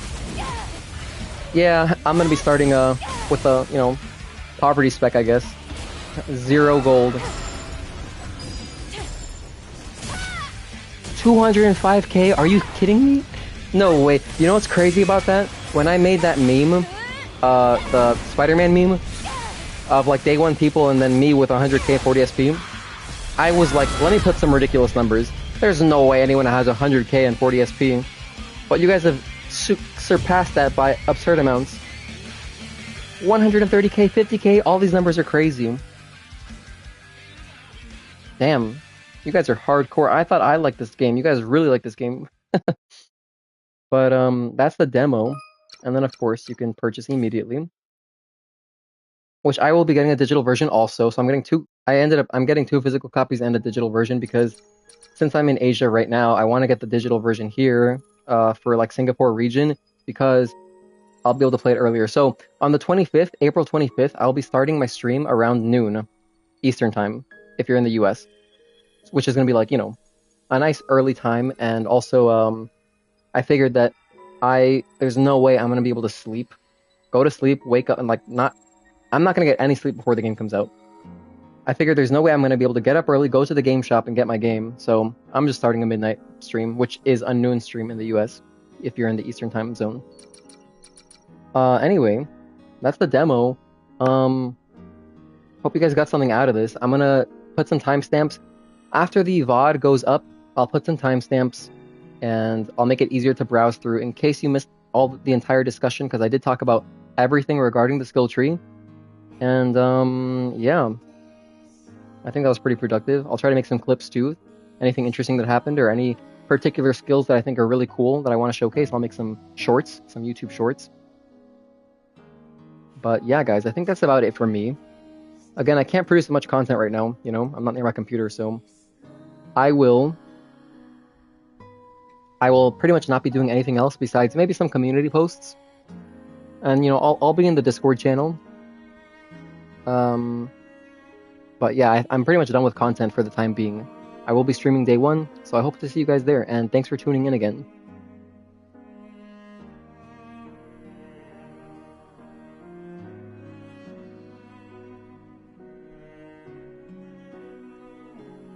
Alright, bye friends. See ya.